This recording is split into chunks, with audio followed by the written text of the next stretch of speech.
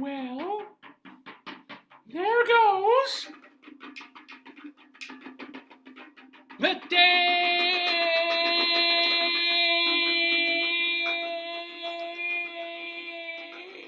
Daverhood. Oh my God, I lost it there. I think you're like Bobby Brady on the Brady Bunch.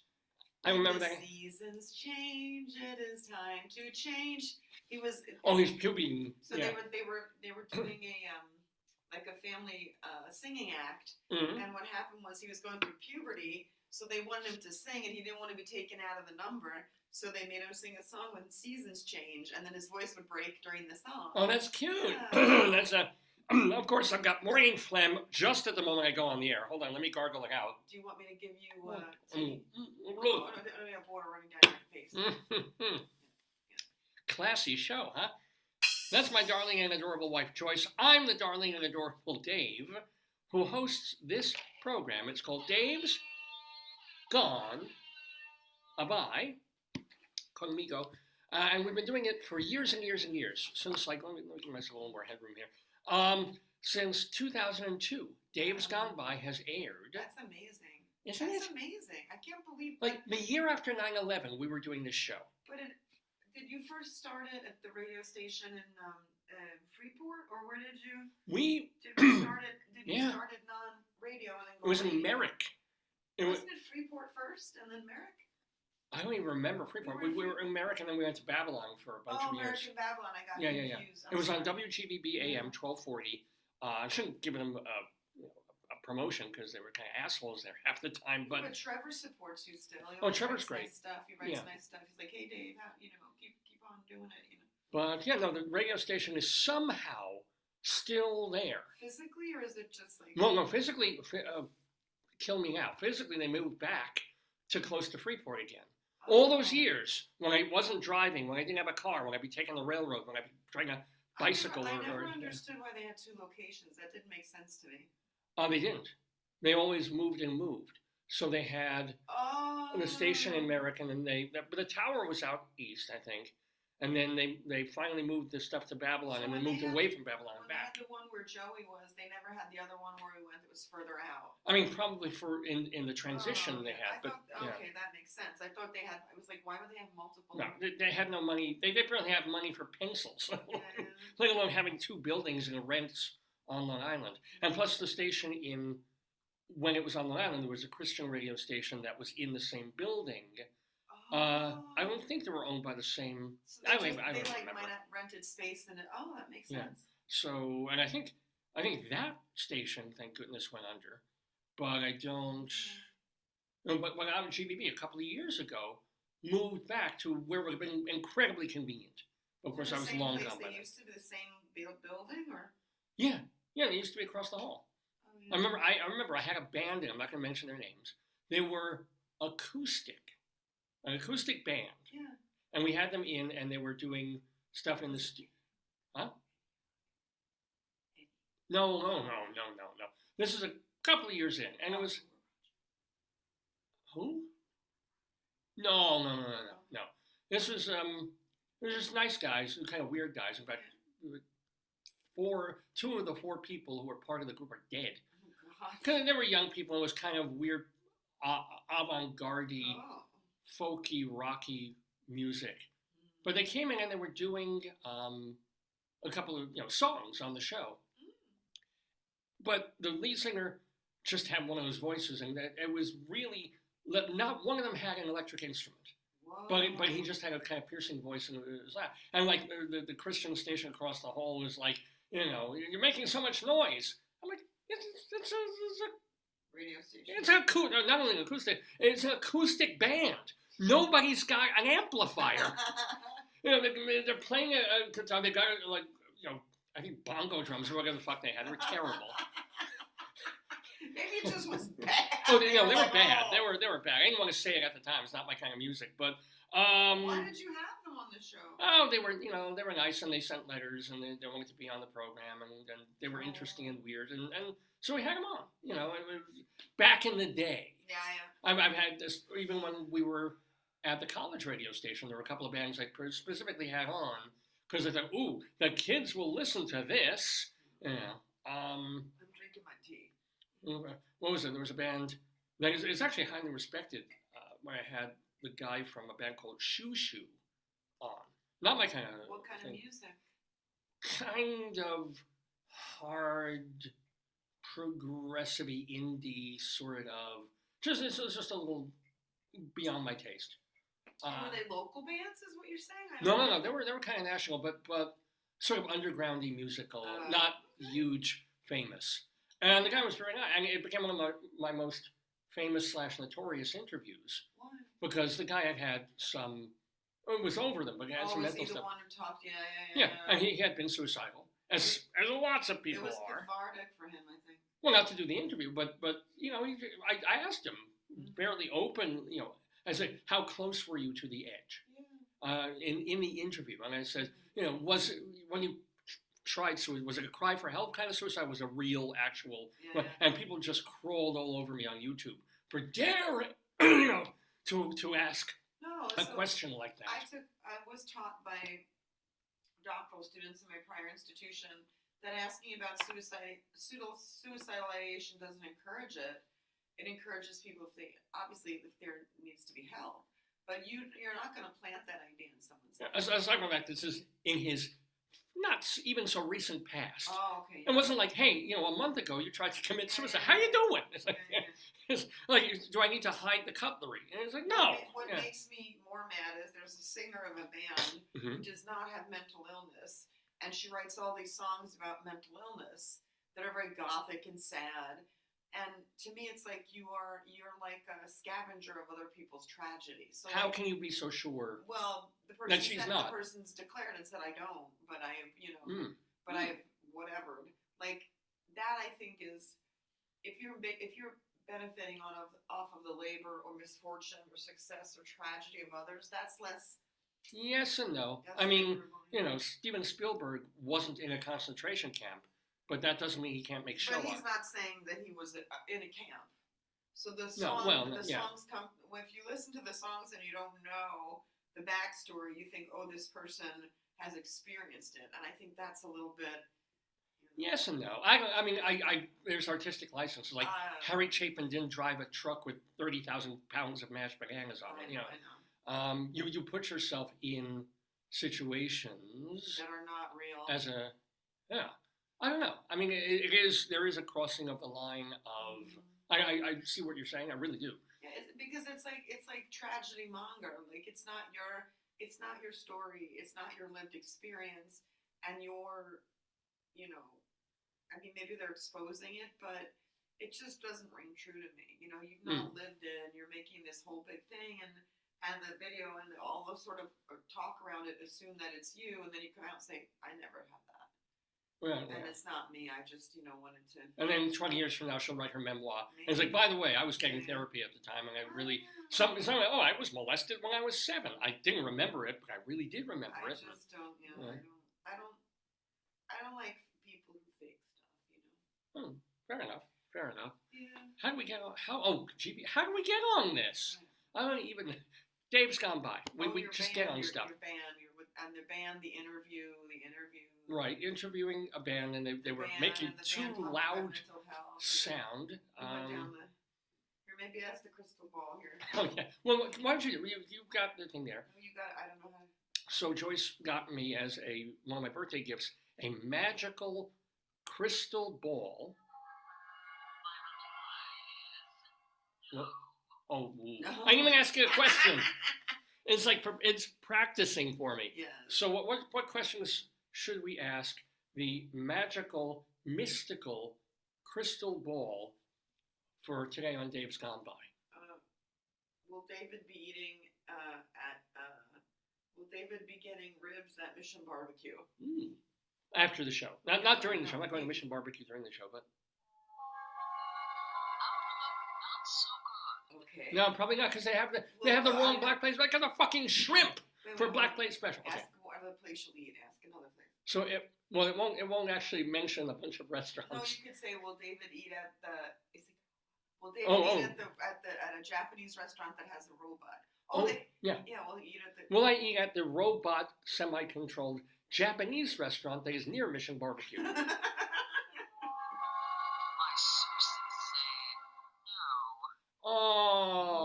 Their yellowtail is really good, Magic Crystal Ball. Okay. Are you sure? Well, fuck you then. What's the point of having a magic prophesying crystal ball? Once more. Ask her once more. All right. One more. Just say, are you sure? Are you absolutely 100% positively sure that I will be eating at not be eating at Mission Barbecue or Izakai? Not. No. Ask that. Double negative. Ask if you'll be eating at the place where you like the sushi. Which one from last time? Or ask if you'll be eating a bagel. Ask if you'll be eating a bagel. Well, will I be eating a bagel today? I don't know. Whoa! What are you eating? Imagine, am I going to starve to death?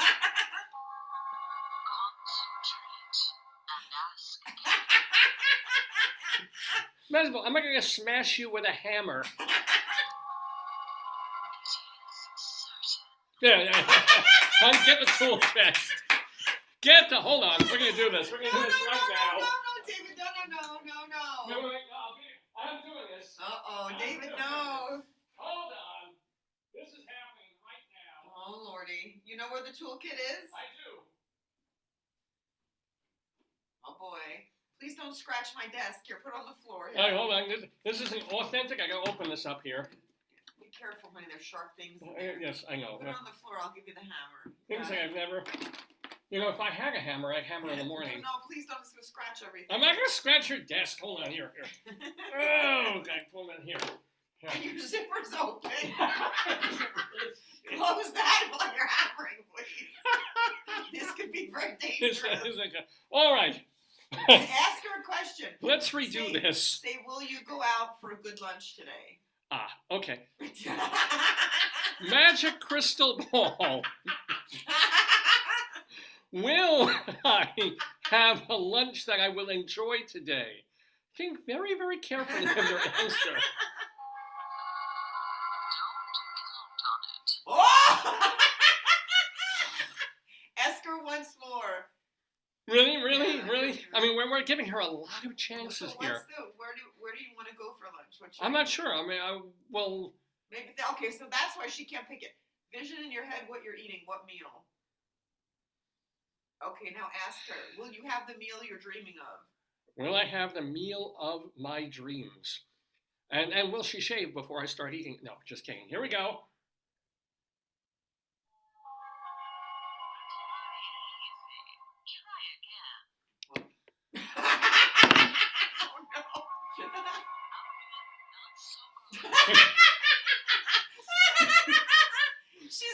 She is like the crystal ball to make people depressed. Yes. So yeah. Wait. Did the shoo guy ultimately end up committing suicide? Yeah. He's probably having a bad day. She's terrible. Ask her. He's getting his belt out. Ask her, is she so negative because no one loves her? Oh. Yes, I think. Is it true, Magic Crystal Ball, that because of your relentless negativity and ambivalence, that no one loves you?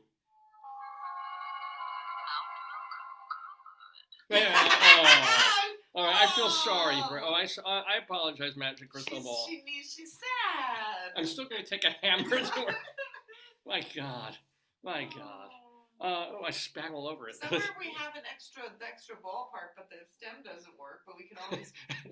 That's every man who's ever been married. Oh! We could get you that.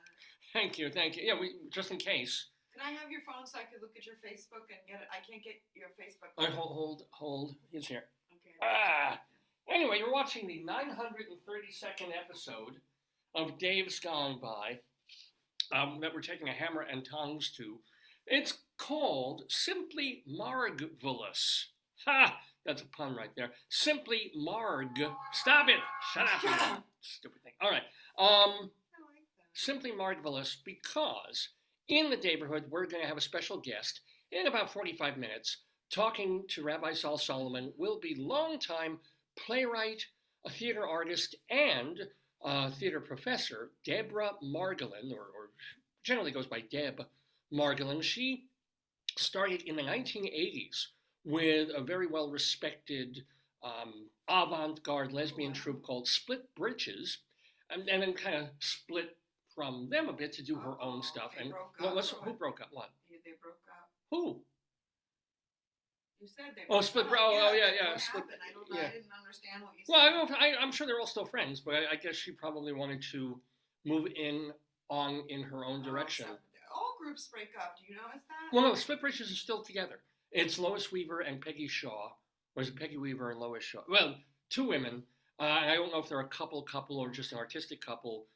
But they've been together for like 40 years. Margolin was with them in the beginning for several years, co-writing and I think performing in their shows. Wow. But Margolin has done her own solos for a bunch of years. She's also moved on. And that group is still together, the private group. Oh yeah, and it's still performing and still doing. Some groups, you put it on her head, David. That. Oh yeah, there's no other place. It's a rather large picture. But yeah, let me tell you a little bit about Deb Margolin. She won we'll give this closer to when she appears on the show, but she won an Obie Award in 2005 for Sustained Excellence. Obie is an off-Broadway award that was started by the Village Voice many years. Sorry, what? By the Village people. There we go. Yes, by the Village Voice people. They where they give the awards out? Where? YMCA. Oh, I like that. Okay. That'd be really cool. Actually, Village People would be appropriate considering it's Deb Margolin and Split Britches. She has been, for many years now, also an associate professor at Yale. Ooh. And she has taught at a bunch of other universities. And her plays and solo pieces are all over the place in terms of topic. From everything like the Split Britches play Lesbians Who Kill, which I think I saw many, like 1980s, years ago. Oh Holy Night and Other Jewish Solecisms, which is kind of, cool. And let's see, What's with Hamlet, which sounds like a really, really fun, and some others that Rabbi Sol will talk about with her, including the controversial play, it wasn't really, check this out, here's a question to ask her. Okay. She wrote a play called Imagining Madoff. Oh, wow. It was kind of her best-known piece about Bernie Madoff and the people that he conned, including she wrote into the play someone who was conned out of a lot of money by Bernie Madoff, Elie Wiesel. And then Elie Wiesel threatened to sue her for putting him in the play. So I don't know what the whole story is. Well, hopefully we'll get that from Deb Margolin later on in the broadcast when she talks to the one, the only, the Jewish Rabbi Sol Solomon of blessed memory. So that's coming up at about give or take 10 o'clock. Let me see. Ooh, shiny stuff looks. It's a nice, right. nice set. Really pop, The buttons, the bows on the numbers was Joyce's idea. She kind of designed the whole set this Saturday. So we have, of course, the numbers 932 for the 932nd episode that this is. We do, of course, have a picture of our mascot, Melvin G. Mintz, and the Lubavitcher Rebbe over there for Rabbi Sol Solomon, because it's that kind of show. You're up there too. Oh yeah, where am I? Oh, you can barely see me. I'm next to Melvin Mintz by the heart. Anywho, also on this episode of the program, if you have no idea what the hell I'm talking about or where we're going, you have to watch. This is our 932nd show. You have to watch about 8 to 850 episodes to kind of even start to understand the Talmudic stupidity. Ask Mary to explain it. Mary can explain it. Yeah, Mary. Oh, yes, Mary, one of our most beloved viewers and commentators. She could do a summary. Yeah, well, of what the show is about. But basically, it's humor, it's talk, it's interviews, it's nonsense. It's what? It's about 3 hours, generally. I usually plan for something that's going to run about 2 hours, and no matter what I do. There's no quiz, no people. It's still going to be about 3 hours. We should end it when the vixen fox screams. Oh, we heard that again. This week, it was a couple of nights ago, right? But she does it very late at night. Yeah, Joyce and I were yammering about something together, and then... No, we were in your office. I think you were looking for birds at night. I won't see them, I don't think. But we were talking, and then while I'm talking, Joyce is looking at me, and I'm sort of hearing something in the back, and I'm like, did something fall or creak in the house, and then we realized because we heard it a week before, and it was just like, you make the noise because it's just like that. And then you're supposed to hear barking. That's the boy. Yeah. Now, when we first heard it 3 weeks ago, we said, "Oh, some kid is shrieking. It's a cat." We thought that I was scared that maybe a cat or bunny or something was being attacked. It was like a shrill. It wasn't a scream of like wee. It was like And so we looked it up, and it turns out it was almost certainly a fox, because we saw a fox wandering down, in front of the parked cars on our street, and just kind of standing there, and there was no, it wasn't in distress, there was no blood, there was nothing attacking it. And then we read about, I guess this is where they get the word vixen from, in terms of, beyond the valley of the ultra vixens, a vixen fox, a lady fox, when she's ready to, when she's feeling it, she'll go to the club, try to pick up some other foxes, and she's like, she wants it that night. She's ready. Probably wants to breed, if you will. And that's her way. That is literally a fox's mating call. We never heard the bark. You're supposed to hear the bark afterwards. Well, that's the thing. If there's another male fox in the area, and we know there are, because we've seen a few in the backyard. Seen a bunch, yeah. But the male fox is supposed to go like, whoa, oh God, okay, a last poker hand. Yeah, she wants me. I know. But it's like, yeah, she's not great in the sack, but she cooks well enough, and she'll mind the kids. So if a fox is in the neighborhood, he'll hear that, a male fox, and be like, okay, action time. But we don't, and I guess he barks back to let her know, hey. And say what else you saw the other day. Well, that was pretty fantastic. So Joyce and I have this running thing about figuring out. We have to fill it today. Birdseed. Yeah, figuring out. So we've made mistakes. We've done right things, wrong things in terms of the birds we want to see and the squirrels we don't, eating from our feeder. So we came up with a really, really good one about a week and a half ago. Small little seeds, nothing that has to be cracked open or squirrel with peanuts in it. No, just small, like millets or whatever the hell kind of seeds it is. We fill it, and it goes quickly. We fill this big bird feeder, and in 2.5 days, it's gone, right? Very often because squirrels will try and get at it. They'll knock some seed out of it. The birds are on it. It's just tons of it. But it's fine. This is what we want. But we get all these baby sparrows and 1 or 2 doves and a little robin, something. And they're not... I would have thought, since we're almost in the South, we're in Maryland, that the birds would be more colorful.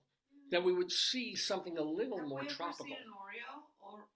Not here. No. Never. I've seen blackbirds. I've seen ravens. But I've not seen Orioles. Yeah.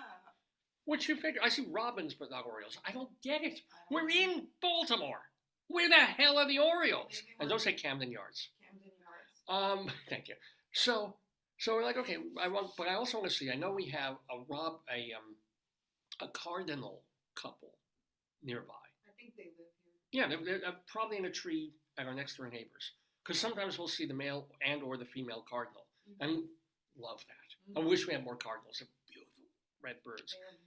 And sometimes every once in a while we'll get a blue jay, and I think blue jays are lovely, even though they're nasty birds.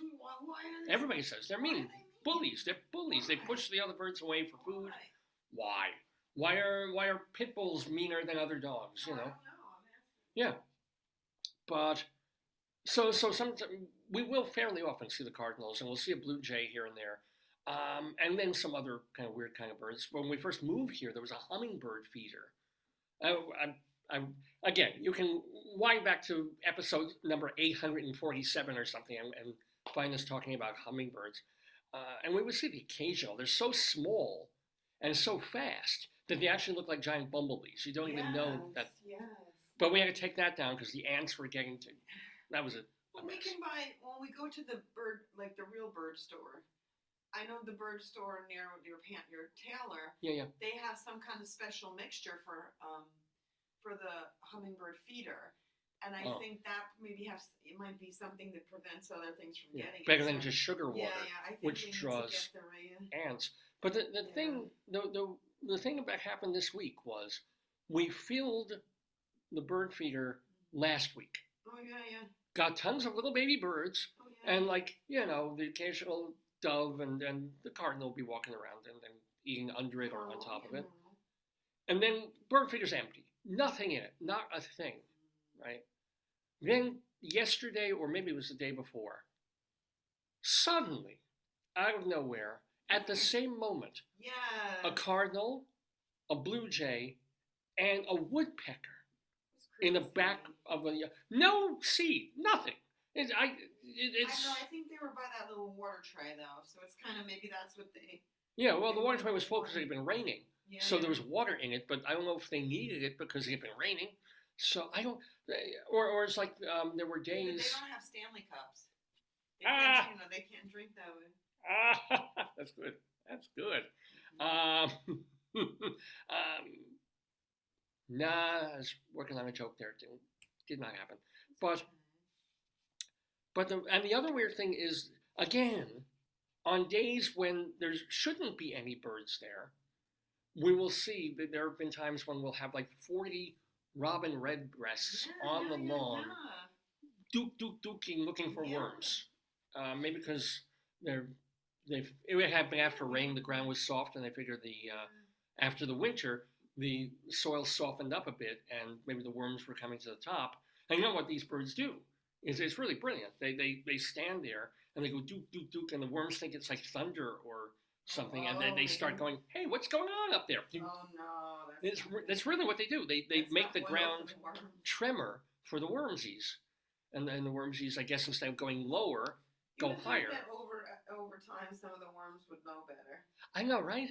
They'd be like, oh, so what happened to Ned? We're not going to do that. When you think over time, deer would learn not to cross a fucking highway. You would figure that, in neighborhoods where deer have been living and bred for, I don't know how long deer live, but I don't know how long deer a generation is not many years. That's true. So you figure deer live in a neighborhood, and I've talked about this before too, like for generation of deer, and there have been houses in suburbia in this area since maybe the 1950s, 60s, 70s, 80s, 60 years, right? 70 years? You would figure mama deer and daddy deer would tell baby deer, look, you see this thing? This is pavement. You see that yellow line running across the thing? They're colorblind. Maybe. Or they could still see the difference between grass. Well, they could feel it on their feet. Yes, and asphalt. The deer would say... I think you should do some kind of deer education program. Well, they have... You know what? All they have to do is read the signs.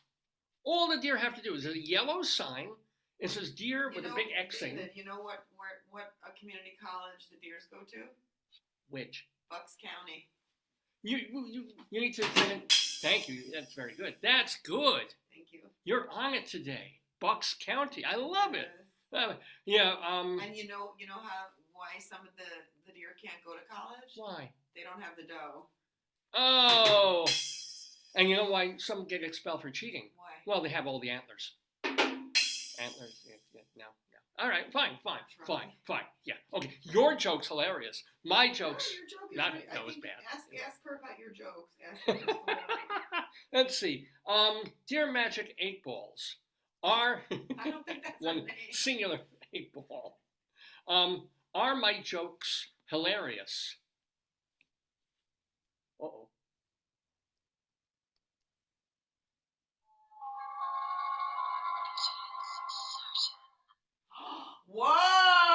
Whoa! She never says that. Yeah, I'm glad I didn't smash her with a hammer. Well, I don't know what she said. I can't. I'm glad I didn't She smash her said with a "'Tis hammer. certain. Tis certain. Thank you, Magic 8 Ball. Who knew they had a sense of humor? She's your new friend. Maybe that's the thing. Maybe you have to appeal to her with funny. She doesn't want serious questions. She likes jokes and funniness. Well, she's a baller. All right. Anywho, where the hell were we going? Oh, so birds. But it's just like we literally, when we want birds, we can't get. Or we get. There's nothing wrong with feeding little sparrows and tiny birds. And what the juncos? I like the juncos. I don't think they're juncos, but What do you think they are then? Ask your friend who has the bird. Yeah. He has the. If I could get close enough to take pictures, What do you decent call pictures. what the guy? What's the Autobahn? He's the auto. Yeah. Yeah. No, but he has the Autobahn thing, so he has that app where he could look it up. Yeah. Well, we could too if we take he's a picture, more we an could expert. kick the picture in the Google photo, and she would tell us like exactly which. Because I do think Juncos do come to this neck of the woods. I don't think that's the real name. How can that be the name Junco? Well, it's a Junco. How can anything after junk? Well, I mean, they named ducks after something you do when a bullet's flying at your head. So why can't it be? I don't get that. Yeah, I don't get that. Yeah. But so there's our bird seed thing and a bird. So we're gonna refill the bird feeder today to help our birdies through population. The end of winter. Even though it's gonna be like in the 60s later in this week. It really is. What's the weather today? Going to be 50, 60? I think kind of rainy, but 50s. So not bad. What do you wear?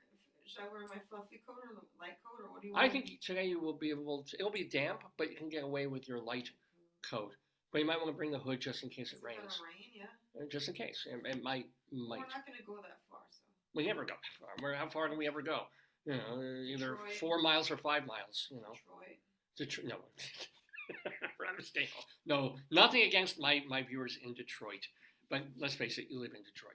So, Deb Margolin going to be on the show with Rabbi Sol Solomon. Where is Deb from? Tell me again. I don't know where she was born.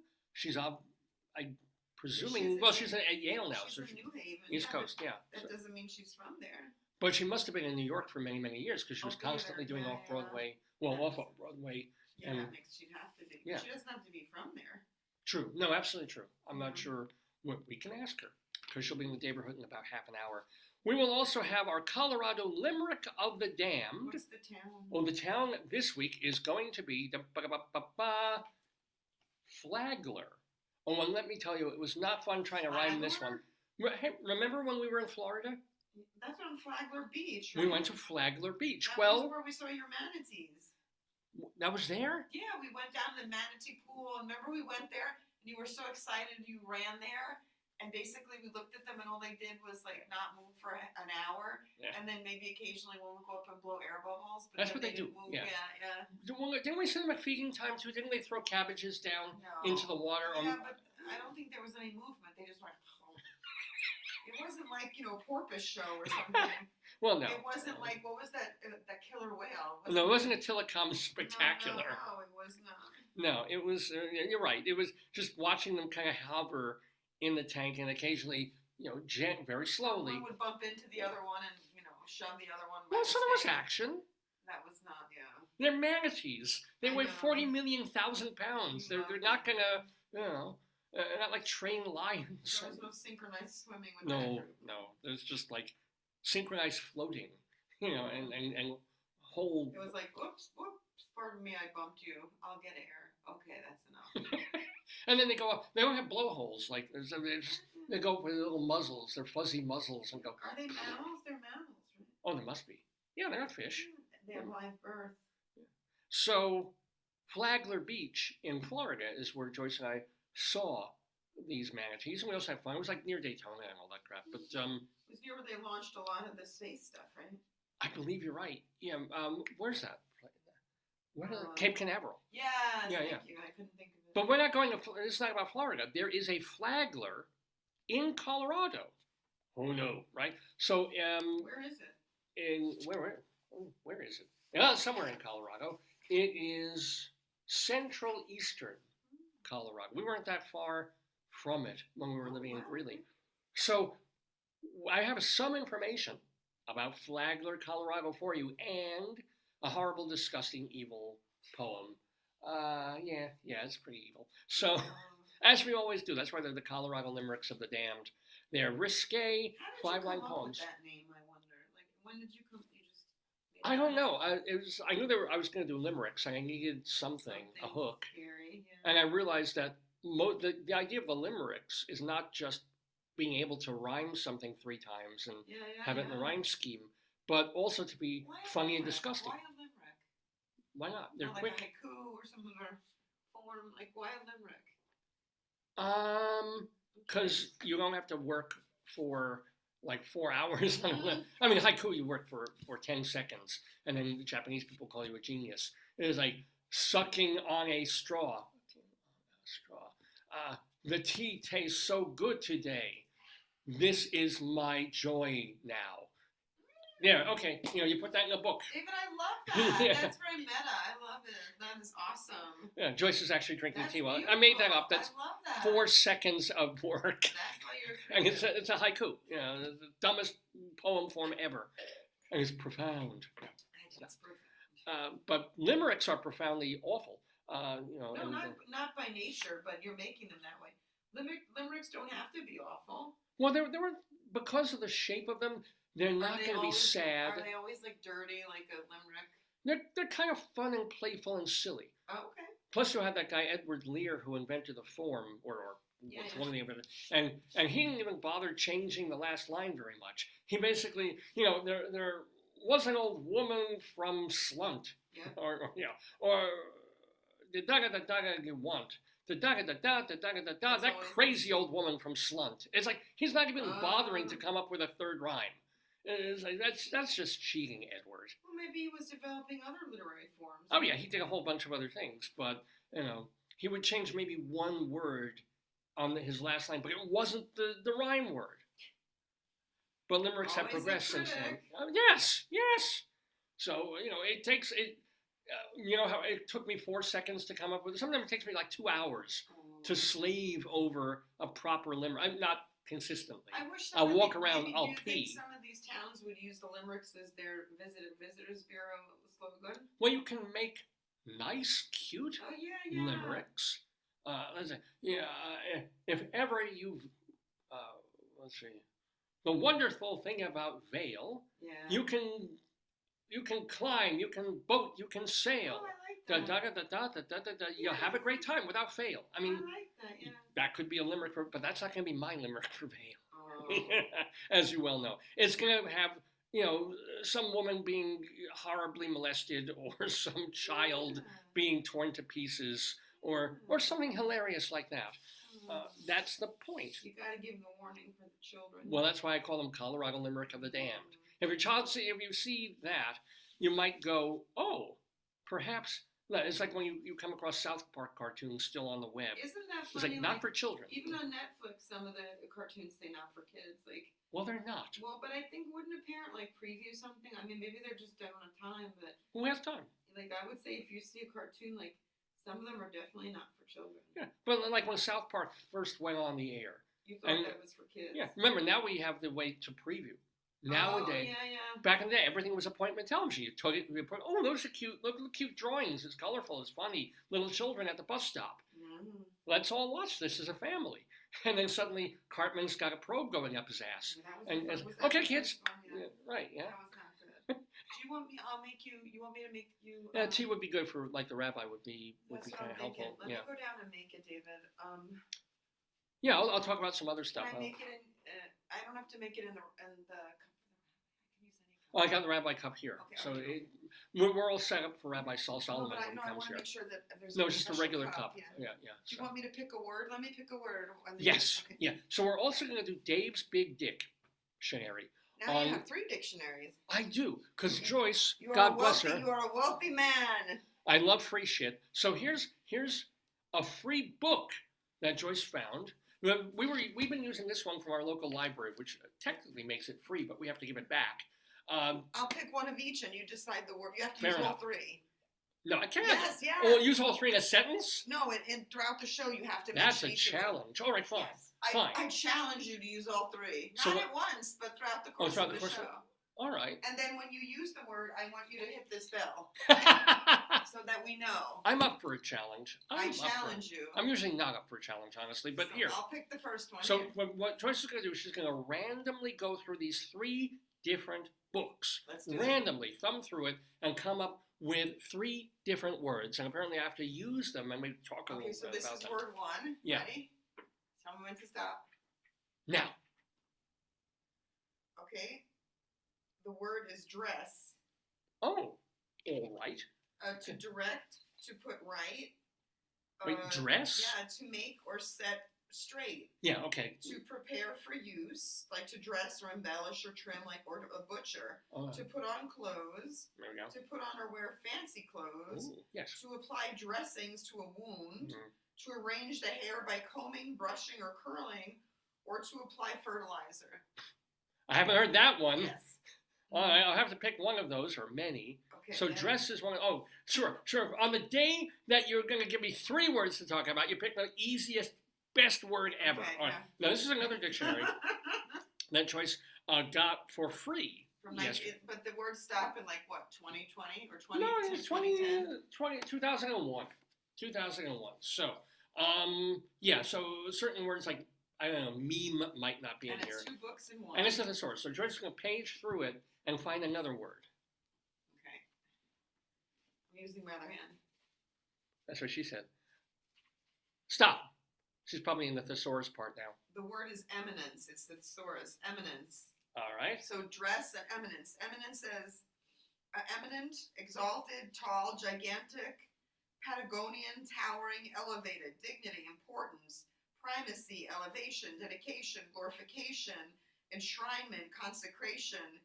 Antonyms: disrepute, discredit, tarnish, taint, defilement, degradation. So eminence is your word. Eminence. I'm in eminence Greece at this point. One more. All right, here we go. Oh, no. Yeah, this is the best one. And this is what I think everybody should have this on the shelf. I'm not kidding. For some reason, I guess they have new editions. They were getting rid of Tabor's Cyclopedic Medical Dictionary. This thing is fantastic, and I swear to God, it's 2,848 pages long. I flipped through it just for fun yesterday. We saw some opened it to a drawing of a vulva, and then also closed it. Yeah, I mean, it's just this. Yeah, you can't get to a page that isn't showing something, an anatomical, genitalian, or disgusting. I mean, well, unless you're a medical person, that one's all right. I mean, I'm just flipping. Oh, what the hell is this? I kid you not. You just saw me do this out of almost 3,000 pages, magically at random. Yes. At complete random. God. What is it? I can't see. See that picture? No. Read. I can't read. You tell me what it is. Here, you can take it. Oh, no. Yeah, I opened to rectum. Well, I did. did. But you I did. Know. Yeah. So this is Tabor's Cyclopedic Medical Dictionary. Okay, let me pick one. Which has rectums in it. You tell me so Joyce is now going to pick a word out of Tabor's Encyclopedic. Keep flipping, because there's like 4 million pages in this thing. So flip away. Oh, you already? Oh, you found? Or what are you doing? Found one? No. All right. Okay. Flip. So gently flip. Well, let your fingers caress the pages. If you stop. Oh, is that fractures again? Uh-oh. Oh, that's promising. No, I think it's a yellow. It's a case study. I can't. You Oh, can't. yeah, do it again. Stop. Hailey-Hailey Disease. Yes. I don't know what this is. Well, read it. Hailey-Hailey Disease says, by dermatologist, benign familial pemphigus. I gotta see what pemphigus is. It's one of those pemphicuses. I don't know. Hailey-Hailey's disease? I don't think. Thank you, dear. Thank you for your wonderful idea. You picked it. I gotta look up. What's the word? Pemphigus. Hailey-Hailey disease, which is a kind of pemphigus, in case you had forgotten. Remember, I have to bring this up at some point. Let me just see. Ooh, that's not good. Oh dear, pemphigus. What is? Oh, there's picture after drawing in this book. Oh God. This is a horrible thing. Yeah, that's what she said on our wedding night. No, all right, yeah. Is it hem or fem? Pem? It's, Hailey-Hailey disease is pemphigus. Oh, pemphigus. I knew a pemphigus once. She was a Scottish lass. Yeah, let me show that. No. Oh, God, this book. No. I don't want to turn the page. Is pemphigus not in there? Oh! I don't want to see that. There's some imagery in this book. I don't know what Grey's Anatomy looks like inside, but it can't be much more descriptive than this. It doesn't make. What is it? I hope. P-A-M-P. Well, pemphigus. Pemphigus? Pemphigoid. It means a skin condition similar to pemphigus, but it doesn't say pemphig. Why don't you check the other dictionary? Pemphigus, an acute or chronic autoimmune disease of adults or children. Excessive crops of bullae appear on normal skin in pigmented spots, adhesions, and molecules. A characteristic sign is a positive Nikolsky sign. When pressure is applied to the area, they detach from the lower layers. It's a bad skin. It's not good. It's an autoimmune skin condition related to. Is it a type of pemphigus? This Hailey-Hailey disease. It is benign pemphigus. Oh, it's a benign kind of pemphigus. So it's one of the better pemphiguses, right? Thank goodness for that. Okay, yeah. I'm gonna make you tea. Yeah, pemphigus. All right. That's a problem. I don't know how to keep these things open now. Just put a pen in them. Put your pen in them. Well, I need that pen. I need my pen. I need my pemphigus. So, ladies and gentlemen, you're watching the 932nd episode of Dave's Gone By conmigo, Dave Lefkowitz, my wonderful wife Joyce, and we're here live on this Saturday, February 24th, day after what would have been my dad's birthday, 2024. And thank you for tuning in. If you want to know more about the show, go to davesgoneby.com. That is the official website of the program, davesgoneby.com. It's not only where you'll find pictures of me and the show and where you'll have information about upcoming episodes, but that is where the archives reside for every show we've ever done. Honest to gosh. So going back, we were talking at the beginning of the show about starting the program in 2002 on Long Island, and we have the audio of our first show, our fifth show, our 25th, our 125th, our 320th. We just of these 932 episodes that we've done, we've managed to salvage in some form or other 920 something. A few have some issues in terms of audio quality and technical difficulties, and we lost part of a couple of shows, but really, thousands of hours of this program are readily available for free on our website, davesgoneby.com. They're also available at archive.org. Now, archive.org is a not-for-profit website. I've got I donated like $5 to them, but it's a completely voluntary not-for-profit website that is trying to cobble together art, entertainment, and literature from the past several 100,000 years. We have a channel there, the Dave's Gone By channel, with all our interviews and all our episodes. It's the same material that you'll find on davesgoneby.com. It's just nice to have another platform to put them on. And if you are a person, if you are like pemphigus, let's say, and you want to hear the show, but you don't have time to sit there and watch it, you're on the go. You're on an Amtrak train going somewhere. You're at the gym pedaling to nowhere, and you want something to listen to, you can easily find an old episode, download it as an official podcast, and the easiest way to do that is to go to castbox.fm. Castbox.fm. And all our episodes are there too. Our interviews are not. The interviews they're there as part of the full episodes, but if you want to hear the interviews, best place to go is either davesgoneby.com or archive.org. Plus, we have a YouTube channel. Plus, of course, if you keep scrolling and scrolling and scrolling backwards and downwards on Facebook, our recent shows over the past 5 years are there as well. Because, this is great. Facebook automatically saves the shows and keeps them on the site. And I love that. That's wonderful. But we didn't start doing the program on Facebook until about 5-6 years ago. So all the older stuff, you have to go to davesgoneby.com to find. Anyway, all of that is just information to tell you, you missed an episode, you want to hear an episode again, you realize, oh my God, I can't believe they interviewed so-and-so. We did. And you can go find it and listen to it. Or if it was on video at that point, watch the interview too. So, there's the information you need to be a proper Dave's Gone By viewer. I cannot have this in front of me here. All right, put this over here. So, lots to do on this episode of the program. Hope you had a good week. Hope, your President's Day, such as it was good and fun and you had the day off. Some people did, some people didn't. Remember growing up and in elementary school, and even I think in junior high and high school, you had Lincoln's birthday, Washington's birthday, and they were both holidays. And you knew when they were, and kids, it gave you something to look forward to in February. Because February is a nice short month, considering that it's still winter and icky if you're in the Northeast. But unlike January, which had, until Martin Luther King Day, had no holidays, and was just the grim, wretchedest month on the calendar, except, of course, my birthday's in January. But February, you had a bit of hope. Days start getting longer. It's only 28 days. This one's 29, but only 28 days. And they threw in a couple of holidays there. They threw in Washington's birthday, Lincoln's birthday.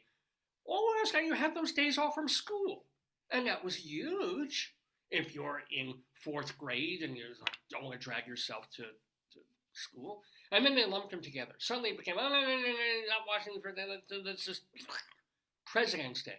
We'll honor all the presidents because, William Henry Harrison and Richard Nixon belong in the same conversation as Lincoln and Washington.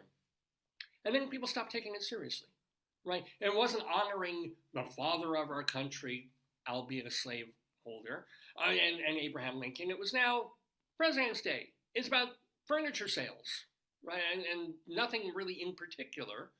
And now President's Day is really a floating holiday for a lot of companies. It's quote-unquote federal, but it doesn't really mean anything, so they give places the option. When I do this, it's trying to get the light back to normal. It's basically telling the employer, you kind of give your workers a day off somewhere, but it doesn't have to be there. Append it somewhere else, throw it somewhere else, change it over, make it a floating thing, give it to, people want to take off Easter Friday before Easter or something like that, or the Jews need Yom Kippur. I don't know what they do. I know both Joyce and I were teaching at respective universities on the Monday of President's Day, and it is nice that Martin Luther King Day is off. That it is a federal holiday, and like everybody, if a place doesn't give you off on Martin Luther King Day, they're essentially being racist, or at least that's what they'll be charged with. So President's Day doesn't mean anything. Don't have to honor like all these people who ran the country for years. But Martin Luther King, oh my God, everybody's off. Everybody's off. So at least you do get that back. You get back that one day. But I like everything else, Columbus Day has no meaning anymore. It used to be like celebrating the founding of America. Now that's all full of problems. Then it became about celebrating Italian Americans, but then they don't want to be connected to Columbus because he was colonial. It's like, bleh, all the holidays going to shit. And it doesn't help. I've talked about this from like day one on this show. It also doesn't help that like the holidays begin in this country 2 months before they actually begin. So they're stocking Halloween things in Walgreens by the middle of August.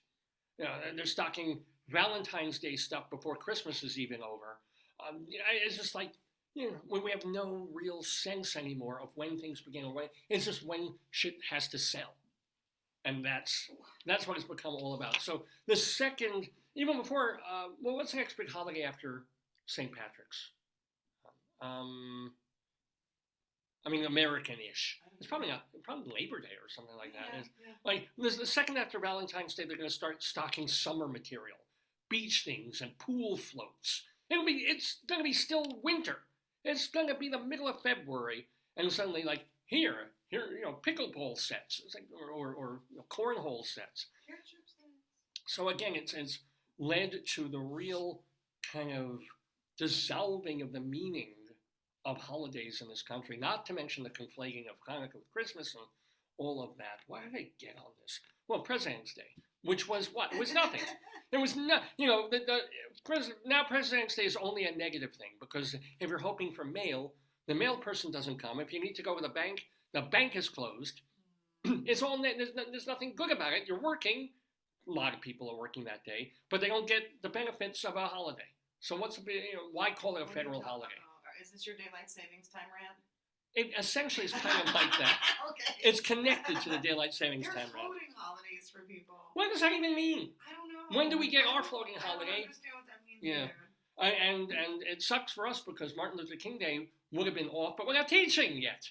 So other places we would have been. We just started late. No, I think staff got off. And when staff gets off, it's kind of hot, but there's just KY all over the place. But no, Anyway, so there was that to talk about. We can also talk about, well, since you brought up the manatees, let's mention, because we only have like two minutes here. We don't update for the stingray? Yeah. I don't know. Did you read about this? They had in a tank at one of these her name is Charlotte, conservation places a stingray named Charlotte. I'm presuming this is not the stingray who killed Steve Irwin. This is okay. One day ago, I don't know. I'm going to see if she had her baby. So Charlotte, who is, we're not going to call her a whore, but somehow Charlotte figured out a way to get pregnant. Now this would not be a big deal per se for a stingray if there were other stingrays about who were, male. But the scientists are saying they're surprised it happened. Yes. So either a shark knocked her up because she has little shark bites and things on her. She has her own. Yeah. Well. She has her own webpage. Mm-hmm. Oh, does she really? No, is she showing? Twitter. No, she has her own Twitter. I don't know. She has her own Twitter feed. The scientists are saying I don't know. They're very skeptical. They're like, she probably just. How? I don't know. Beyond parthenogenesis, how can it says here, scientists are not sure how parthenogenesis gets triggered. Yeah. A researcher at the Field Museum, they're not sure. Exactly. It says now Charlotte seems to be in care of the whole internet. She missed some hoped-for due dates, so social media became restless. Yeah, I don't. It'd be sad if she miscarries, wouldn't it? And there's blood all over the tank. No, that she's gonna have the babies, but they don't know. Yeah. So again, understand what's happening here. It's like we're all worried about the Middle East. We're all worried about the elections. We're all worried about inflation. Meanwhile, there is a creature. The Jerusalem Post, did a stingray get pregnant without a mate? Right. They're trying to figure out her due date, but can't they figure that out? Well, they can't trace it back because they don't know when she fucked. They don't know what she fucked. They're saying they can't have Harvard. Could a male stingray weeks ago have been jacking off, left some sperm on a rock, she brushed against it, it went into her hoo-hoo, and now she's having stingray babies? Because technically what we're talking about... They say she's going to have give birth any day. Oh boy. Oh my. They have a live blog. Wouldn't it be amazing if the kids look like Harvey Weinstein, and then we'll all know? It's like, he did go swimming that one time. It's like, how? Here's our ultrasound. Really? Let me. Don't click on. I swear to God, this is the ultrasound of the pregnancy of Charlotte the Stingray, who apparently is like Agnes of God. How can they tell though? How can they tell she's pregnant? Yeah, I mean, maybe they might. How can anybody tell? I mean, they can tell. They've done an ultrasound. There's a little baby in there. It's a survival mechanism for the species. Like if they have to continue the species, but there's no males, they have like a fail-safe. But it makes you wonder. The experts are all, Yeah. It makes you wonder if every human male was absent from the planet. If all the men were killed and just the women they think that lived. Maybe having the male, the sharks go in might have triggered her, they're babies, so I have to make babies. The sharks they put in were babies. Baby shark, do, baby shark. babe. But a shark, as impossible as that is, that a shark could impregnate a stingray, which is more impossible, that a stingray that's never boinked anything suddenly makes its own baby. How does this happen? Oh, we'll see when she has the babies. Yeah. Why don't they just ask her? I mean, they're going to have to do DNA tests up the wazoo of everything in that tank, including the algae. Because algae can be kind of. Well, when they have the babies, it's going to be a big deal. That aquarium probably has, like, I'm sure that the amount of people that are going to go see her and see the babies are like. Oh, yeah. It's going to be like the snooty all over again. Yeah. Let's see. She's at a North Carolina aquarium. Crazy. Oh, is your person in? No, that's why I'm. Want me to check? I'll check your phone. What's the? So anyway, I'm just leaving a note for the press agent who set up our interview today. Sometimes it takes people a little while to be able to get into the Daverhood. Yeah, and also the problem. No one emailed you, but the problem is that. Yeah.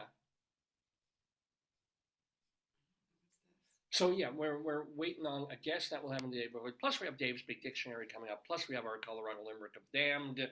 And plus, would they text you? Is there a plus thing? Oh, Greeley Times. I didn't even say. The only thing you got is Tax Caddy and me. So yeah.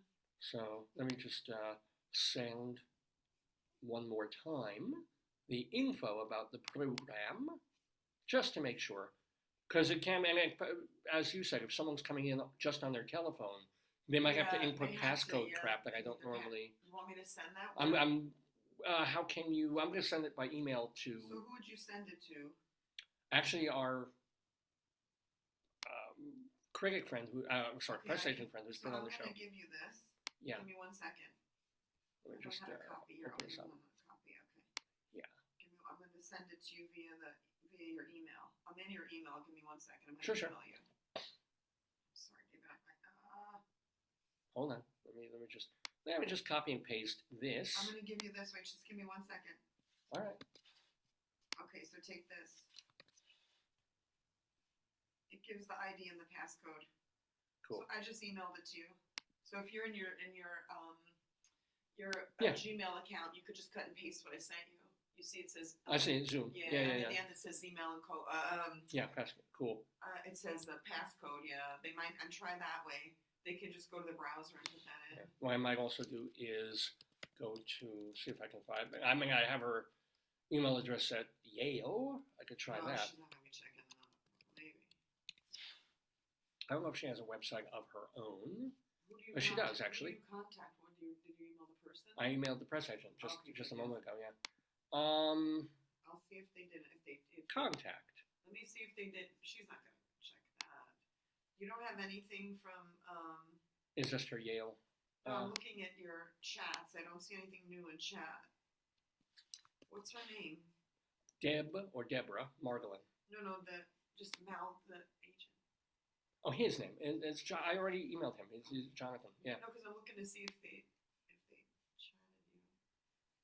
So just give me a moment, folks. We want to make sure that we have our guest on the program today, because it was reconfirmed just yesterday that this would be happening. So let's get on. Was she supposed to be on at 10 or 10:30? No, 10. I have 10. Sometimes people do. Is she in New York? Yeah, she's Yale. So she's, that's not the issue. Eastern time, yeah. But let me make sure. Sometimes people do think like, you want me to look in your email? I'm doing that as we speak, ladies and gentlemen. I'll look in your sent. Sent. No. It says 10. Yeah. So. Do you want me to call him? In a couple of minutes. Yeah, let me just. I can call him on the cell. Yeah, that'd be. You know what? Kindly do that. I'll do something else on the show. I'm gonna call. Yeah. What's her name, David? Give me the name for Deb. Okay. Yeah. I'll just call him. Thank you, babe.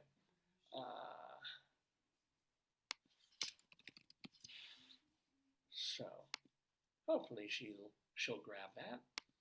And Whether she does or she doesn't, we have a show to do. So, what else did I want to talk about?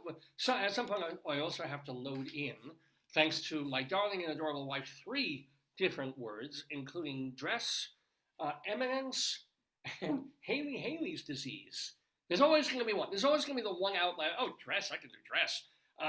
Eminence, yeah, I can work on that. Hailey-Hailey's disease, an autoimmune skin disease, but at least it's benign. All righty then. So what else to talk about for a bit? I want to share that. I've got a message that one. So. Yeah. Okay. So something happened in the car. There's something not bad at all, but something happened in our car. Is it this week? David. Yeah. Is that correct? The name I'm gonna. Oh yeah, Okay. Exactly. I've had. It's funny how spoiled we've become, where every time my GPS somehow counts off and I have to reboot my phone, and it's like, it's not like I'm driving to Iowa. I'm driving to the same places that I drive every single day sometimes.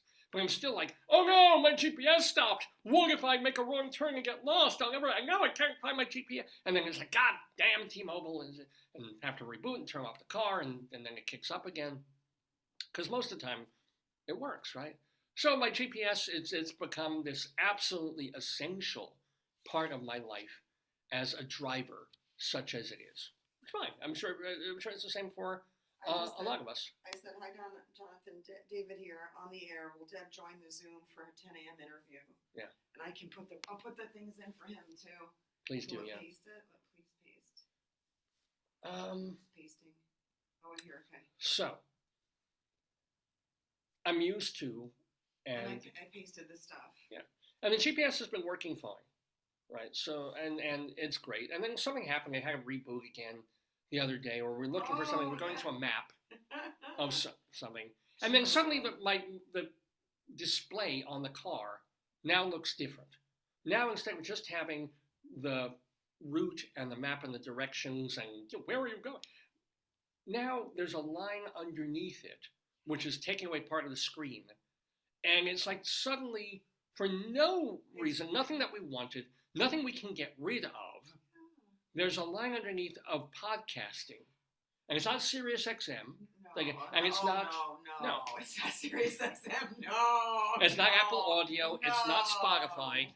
It's just some fucking podcasting out of nowhere. Why do you use the F word so much? Because I get angry, and I that's my but you're using release. It too much. It's too much. I don't think I do. But anywho, so there's this strip underneath with a play, that play triangle bar. And of all things, is it a theater thing? Because somehow, everything's connected to each other, and it should know, perhaps, that I love theater. So maybe it comes up with a theater podcast. No. Is it about movies? No. Is it about music from the 1960s and 70s? No, it's not. And it's not a radio thing. I don't know where it comes from. I don't know what it is. But suddenly, and I have no way to get rid of it, and I don't know where it came from, but underneath the line of my GPS, you click and it has, here's a podcast about geodesic domes. Kind of the last thing I would ever be interested in learning about. Architecture has never, ever, ever been my thing. I am pay with the triangles. I don't care. I remember when we were walking around, was it Ireland or England? And I was with a theater group, and there were architectural people there. And there's, this was designed by Christopher Wren. I'm like, I like looking at buildings. I don't care who designed them or how, the mechanics. I can't look at a blueprint. I can't look at a scale model of anything and then, take my brain and figure out how that became a building. I'm not spatially oriented that way. I like words. I can do words. I like watching movies. Movies are not. I like watching people on stage, wondering how these lines and angles and degrees turned into a building. I just want to look at the building. So under the GPS, For absolutely no explicable reason, there's a podcast button with two guys talking about geodesic domes. And so Joyce is like, well, let's hear it. I'm like, yeah, sure, let's hear it. So I'm like, bleh. And for the first 5 minutes, it's just idiots rambling, making jokes much worse than the ones I make, and then doing advertisement after advertisement because they're sponsored.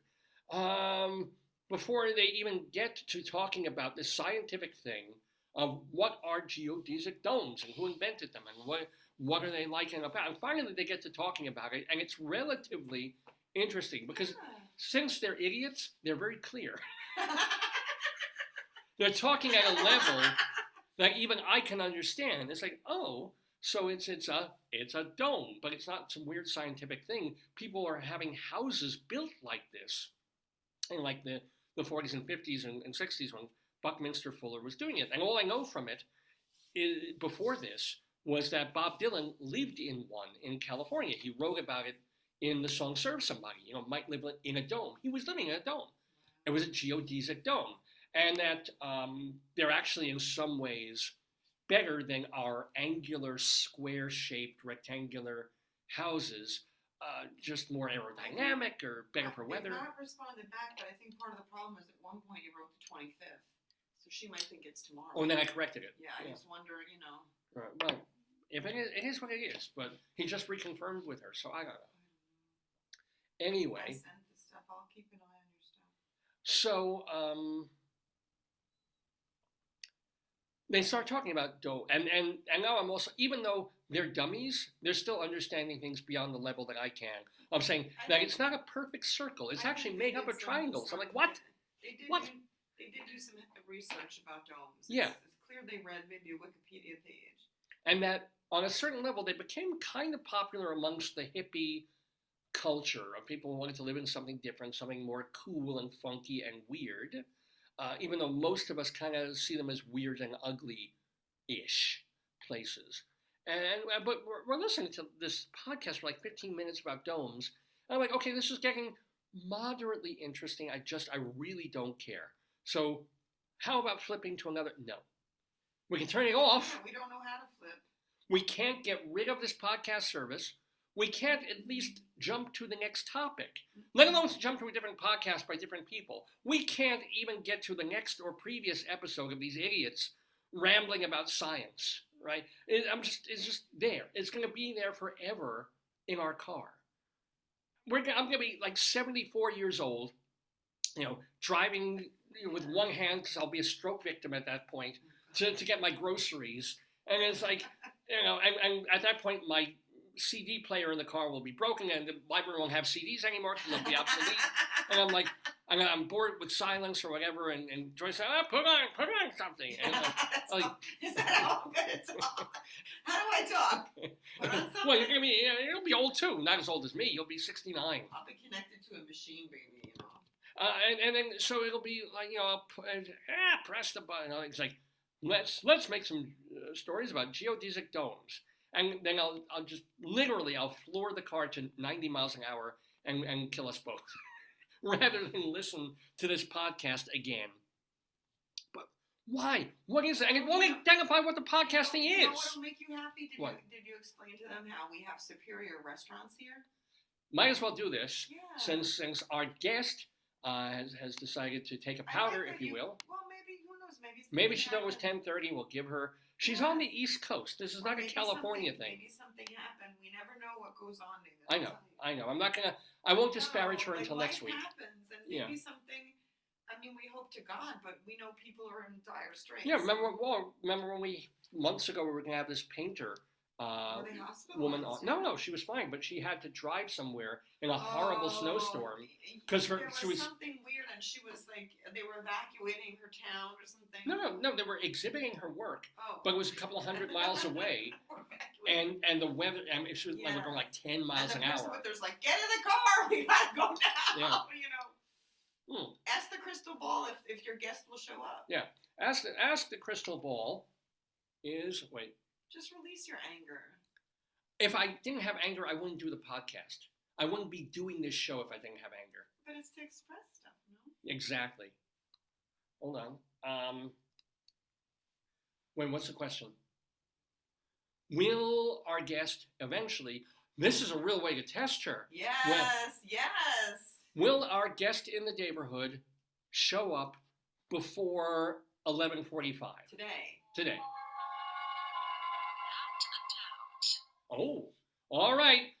She's on record. What did she say? Without a doubt. So maybe she's just got a late start, What time did you having say? trouble logging in. What time did you say? Well, I said by 11:45 today, because I log on after that. The show's over. So she's got an hour and a half. How the hell are we going to fill an hour and a half? So she's got an hour and a half to join us in the Daverhood. We hope. Yeah. I hope I did the right. I hope I jumped on the right Zoom meeting. I don't know. Because I had to make a couple for people to joining our cast. I'll tell you how to look. Okay, so yeah. Just give me 1 second. Sure. Do me a favor. Okay. Let me just, I can do copy invite link. No, you don't want to go there. Go right here in security and just click there. It'll click on that. It tells you the link. Is that this link? Look at the last digits. Wait, yep. Okay, that's how I tell. Yeah, no, it's all right. No, that's how I tell. Oh, how do I get rid of this? Do I click on the thing again? You're fine, yeah, you're fine. Click No, anywhere. just wanted to go away. Okay, Yeah, so. I think probably what happened is the date thing. Like she might have put it in her calendar for tomorrow. Or for tomorrow. What you could do is when you make a Zoom appointment with people, give them a calendar link for Google. Oh, that's clever. Yeah. So you can make because I'll tell you, I was on a meeting with a very important guy. He runs the journal, and he was like, it wasn't on my calendar. So what a lot of people do is when they send an email to confirm a date, they always give either on Outlook or Google, they don't send it via email. So they say, okay, let's speak on Friday at 1, and then they follow it up with a calendar invitation. I did it to some guy at Hopkins, but I did it for 11 p.m. instead of a.m. So it was on the wrong part of his calendar. But you got to put if you do that, then they have it on their calendar. So academics use Outlook, or maybe business people, but maybe people who don't have that, they might use Google. And they give them an appointment link. Yeah, I really should. Yeah.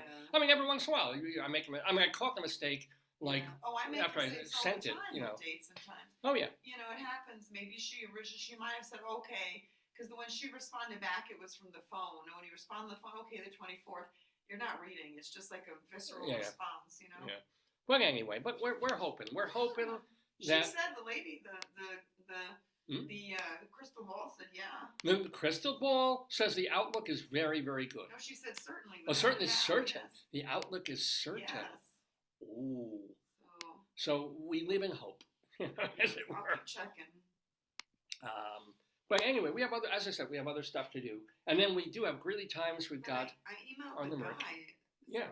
I emailed the guy too. Yeah. Or you texted the guy. I did. So we're hitting him both ways. He's probably checking.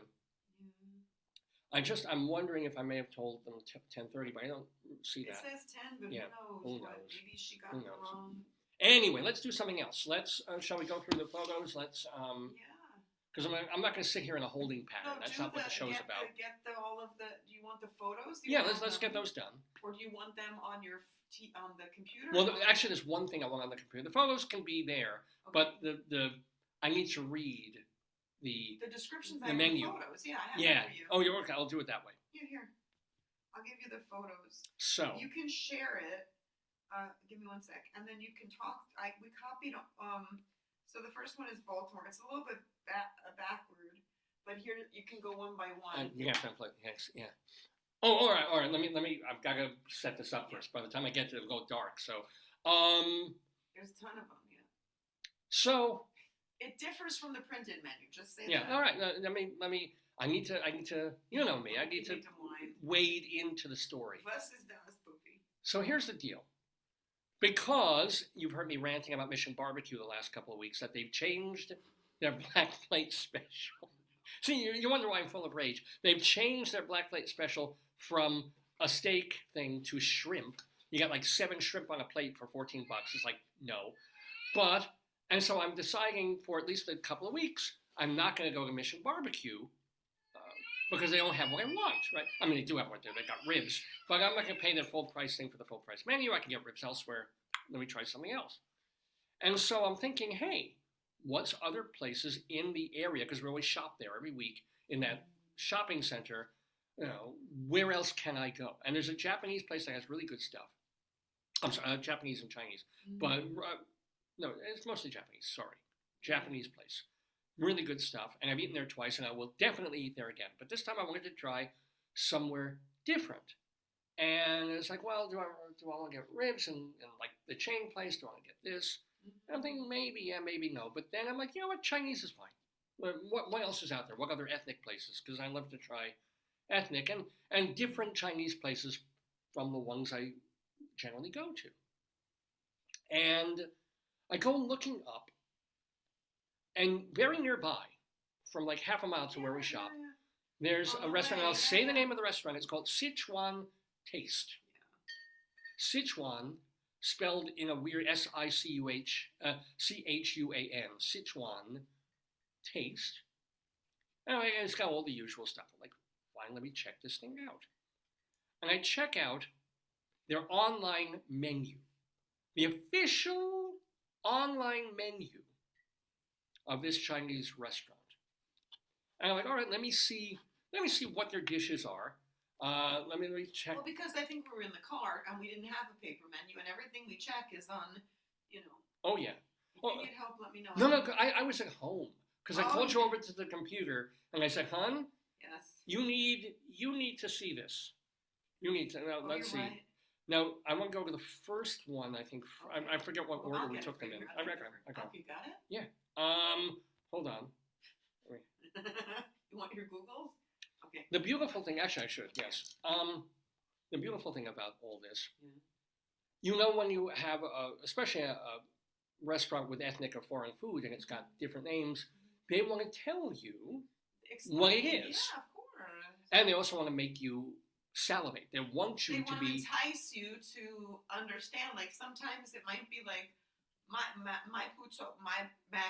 Mapa tofu or something. Yeah, I'm like, I like tofu, but what is that? So they tell you like delicious, freshly prepared by our chef, fresh ingredients, catch scallion, of the day, simmered, they say like toast, to carefully put in a beautiful toaster, golden brown with a pat of butter from a fresh creamery and cow.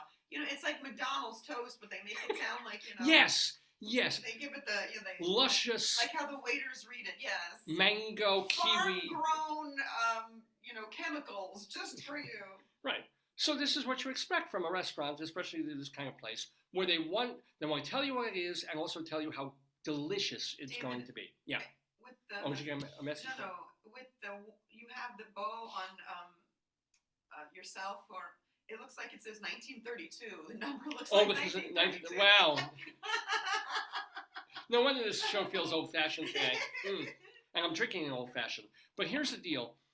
So I go on the interwebs to look at their menu, see their prices, because, Jewish, it's me, and to see what they've got, and if they got anything different or unusual or fun. You always like new...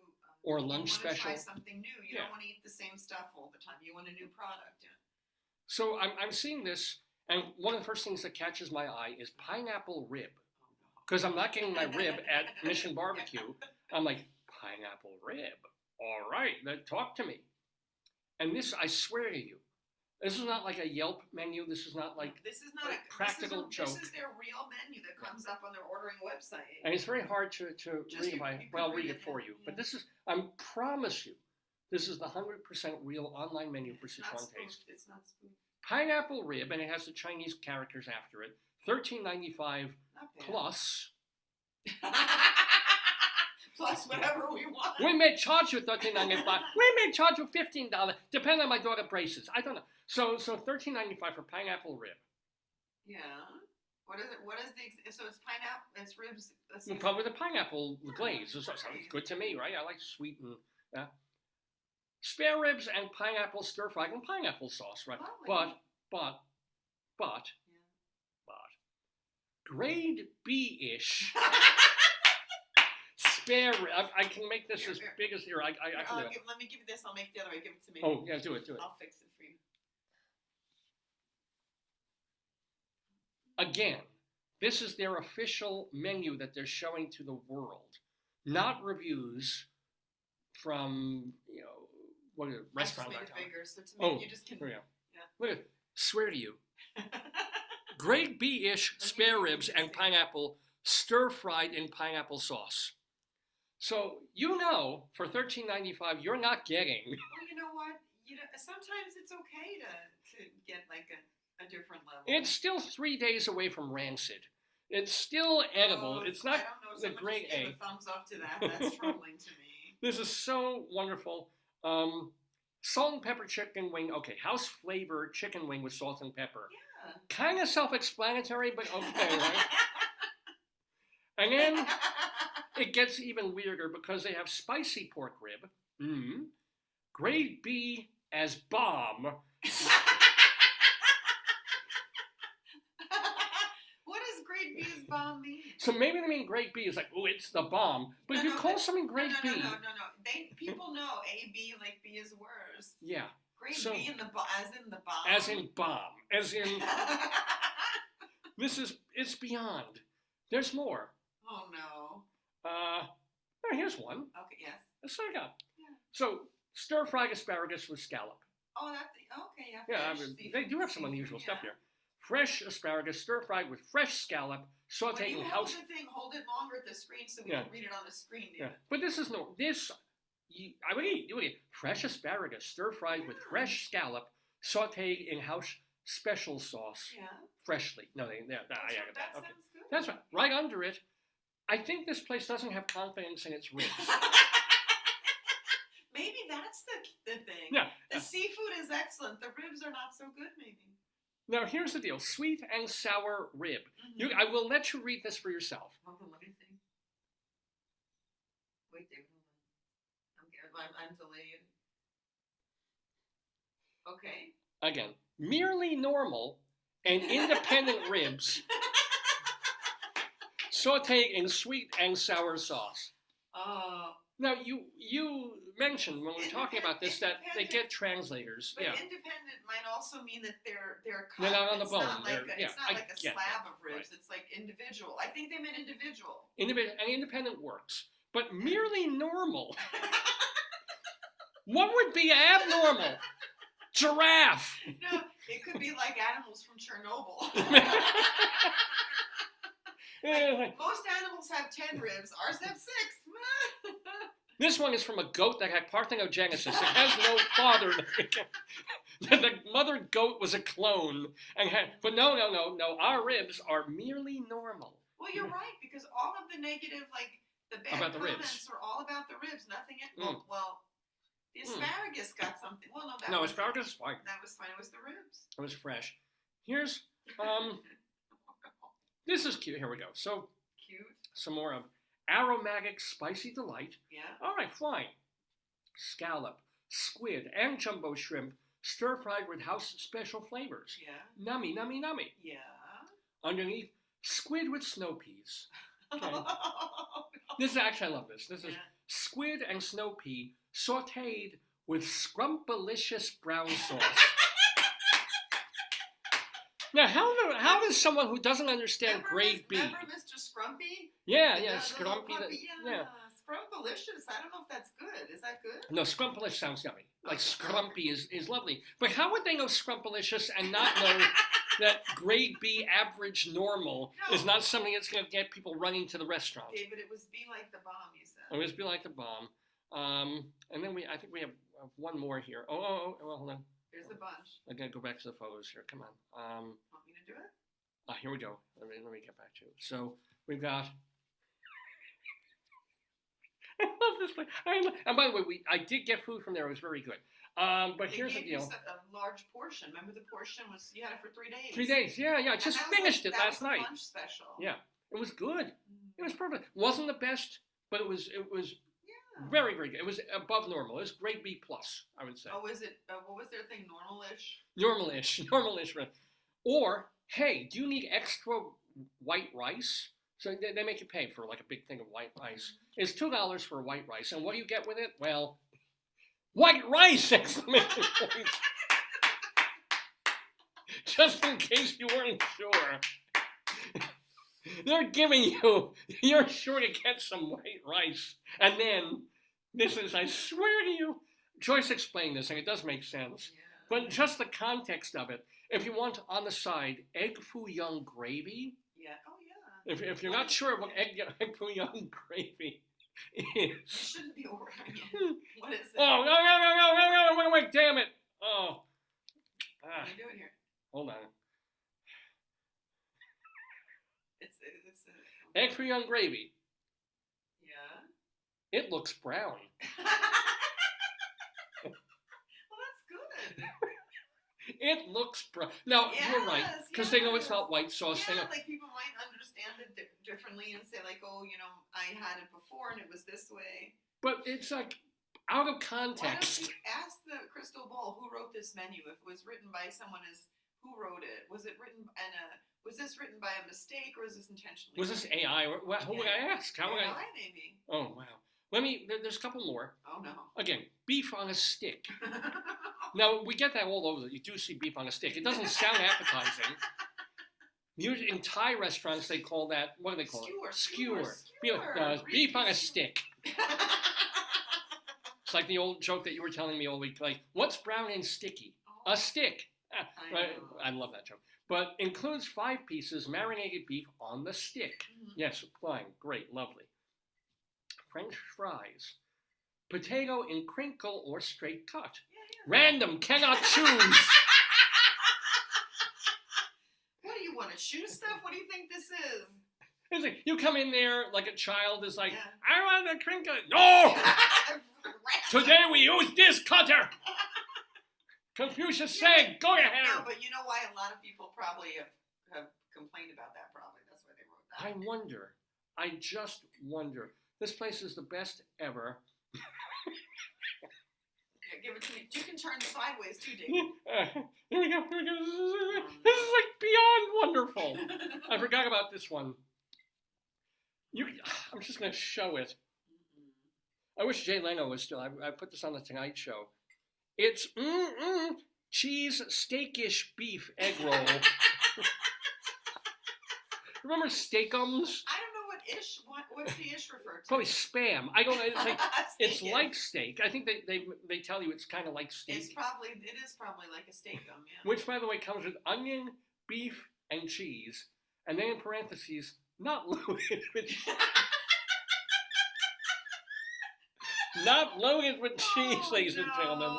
They put the onion in there, but if you're looking for cheese, this is not the place. Well, maybe people who are lactose intolerant need to know that. And even the wording on this is kind of beautiful. I wonder if I can. I don't want to copy the text. Come on, come on. Here we go. And I can't make this really big without messing it because it's all the way on the bottom. Where is it? Which one? The bottom one. It's just the phrasing on it. I mean, we get it. This is just, how'd you do that? Is that what you want? Yeah. Barbecue spare ribs. I'm there. Pork with bones. Well, they're explaining. Maybe people don't know what a spare rib is. I mean, I don't know. No, but the image put in my head is like, here's some pig, and next to it, here's a pile of bones. Because you don't just get the pork. We give you a good, healthy helping of bones. But I think like some things I can understand, like the French fries, maybe people complained, or like I would think people like when you say ribs, if people are used to barbecue ribs, they're expecting a slab of ribs. Yes. So the independent ribs are like individual ribs. You're absolutely right. But the B-ish stuff bothers me. The brown gravy makes sense because some people might think, oh, this could be clear gravy or this could be like, different gravy. Oh, I think that was the end of it. Wait. Oh. Want me to look? Yeah, I think we covered all of them. I'll see if there's any more. Saddens me. Do you want the restaurant names, the thing with all the restaurant names, David? The thing with all the... Oh, that's cute. That was funny. Do you want that email or no? I think you sent it to me. I can load it up on here. Let me see if I got an email from anybody. No, you didn't. I checked. So where's the restaurant? Right here, David. Oh, I got it. Yeah. You sent it to us from BuzzFeed. Because maybe you could enlighten people with some other, like, maybe they're looking for, now you probably entice people to go to restaurants, so maybe you want to give a sample of places they should or should not go. But I should really share a screen, because it's funnier when you actually see that these are real places. Like, I'll get it on your phone here. I'll get it for you on Oh, your cool, phone. Give cool. me 1 sec. So this is an article from that Joyce shared with me from BuzzFeed.com from August. Oh my God, it's August, more than a decade ago, written by Chelsea Marshall. Too. Oh yeah, no, we have the other pictures of stuff. But since we're on the subject of food, and since Dave is going to have some food today from somewhere, not sure where, this is a list of actual restaurants. Some of these may no longer be in business because this was from 2013. But here, these are real restaurants. We'll just go through them. This one's just rude. The Soong Fat Chinese takeaway. Do you think they knew when they named it that? I don't think so. I hope not. I mean, I told you the story when I was working at, I think it was Playboy magazine on the east side of Manhattan. And there was a Chinese restaurant, a hole-in-the-wall kind of Chinese place. And I look up at the title of the thing, and I know they meant to have the Sichuan aroma, which is not, because aroma can be a nice word, but it's also, you don't really want it as the title of a restaurant, Sichuan aroma, which is fine. Except whoever made like their big plasticky whatever sign, they spelled it the Sichuan Armoa. And you know how I am about spelling. Oh, no. They actually spelled the name of the restaurant Armoa? wrong. Is that, and it's not like a banner sign. It's one of those signs that are, made of whatever they make those things, acrylic or some shit. The Sichuan Armoa. And I couldn't help myself. I go talking to like a guy at the restaurant. I said, you do realize it's spelled wrong, and if you're going to change it, you might as well change the name of the restaurant, because Sichuan aroma just doesn't, it's like saying Sichuan smell. Yes, yeah. He was just tolerating my presence. But anyway, this is the, what is this? This is the, well, I guess it's not Pastagina, except it's like Pastagina. Oh, that's not so bad. That's not so wonderful. The KKK restaurant. Oh, no.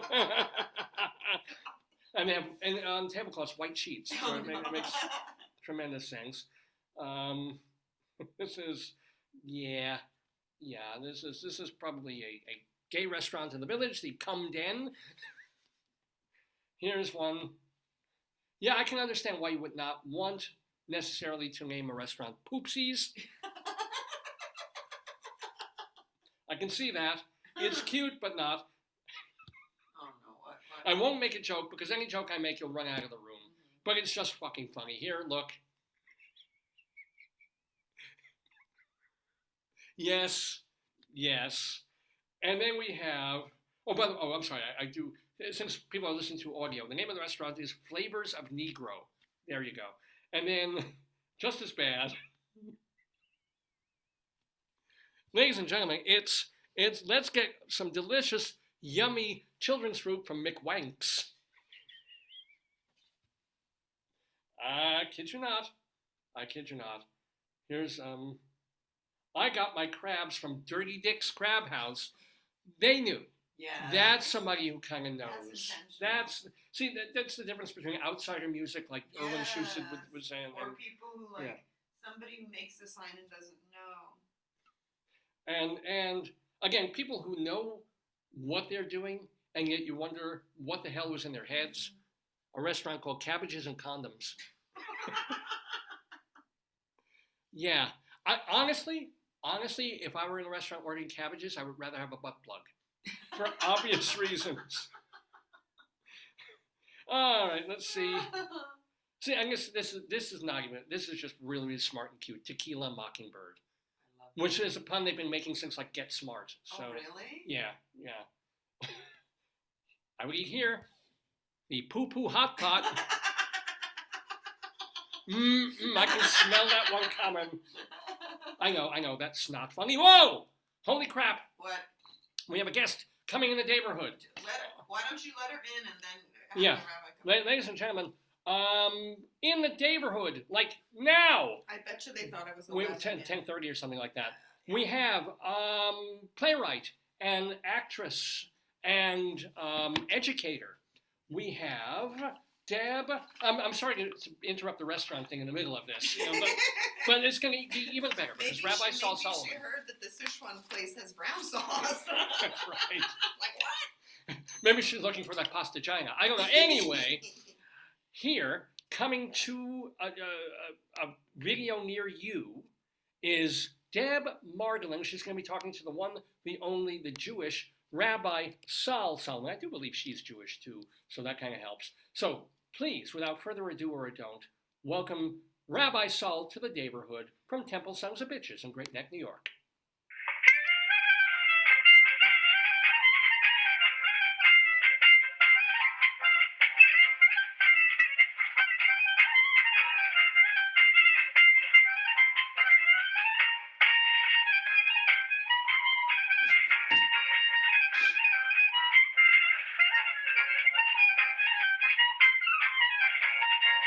Sanctify me.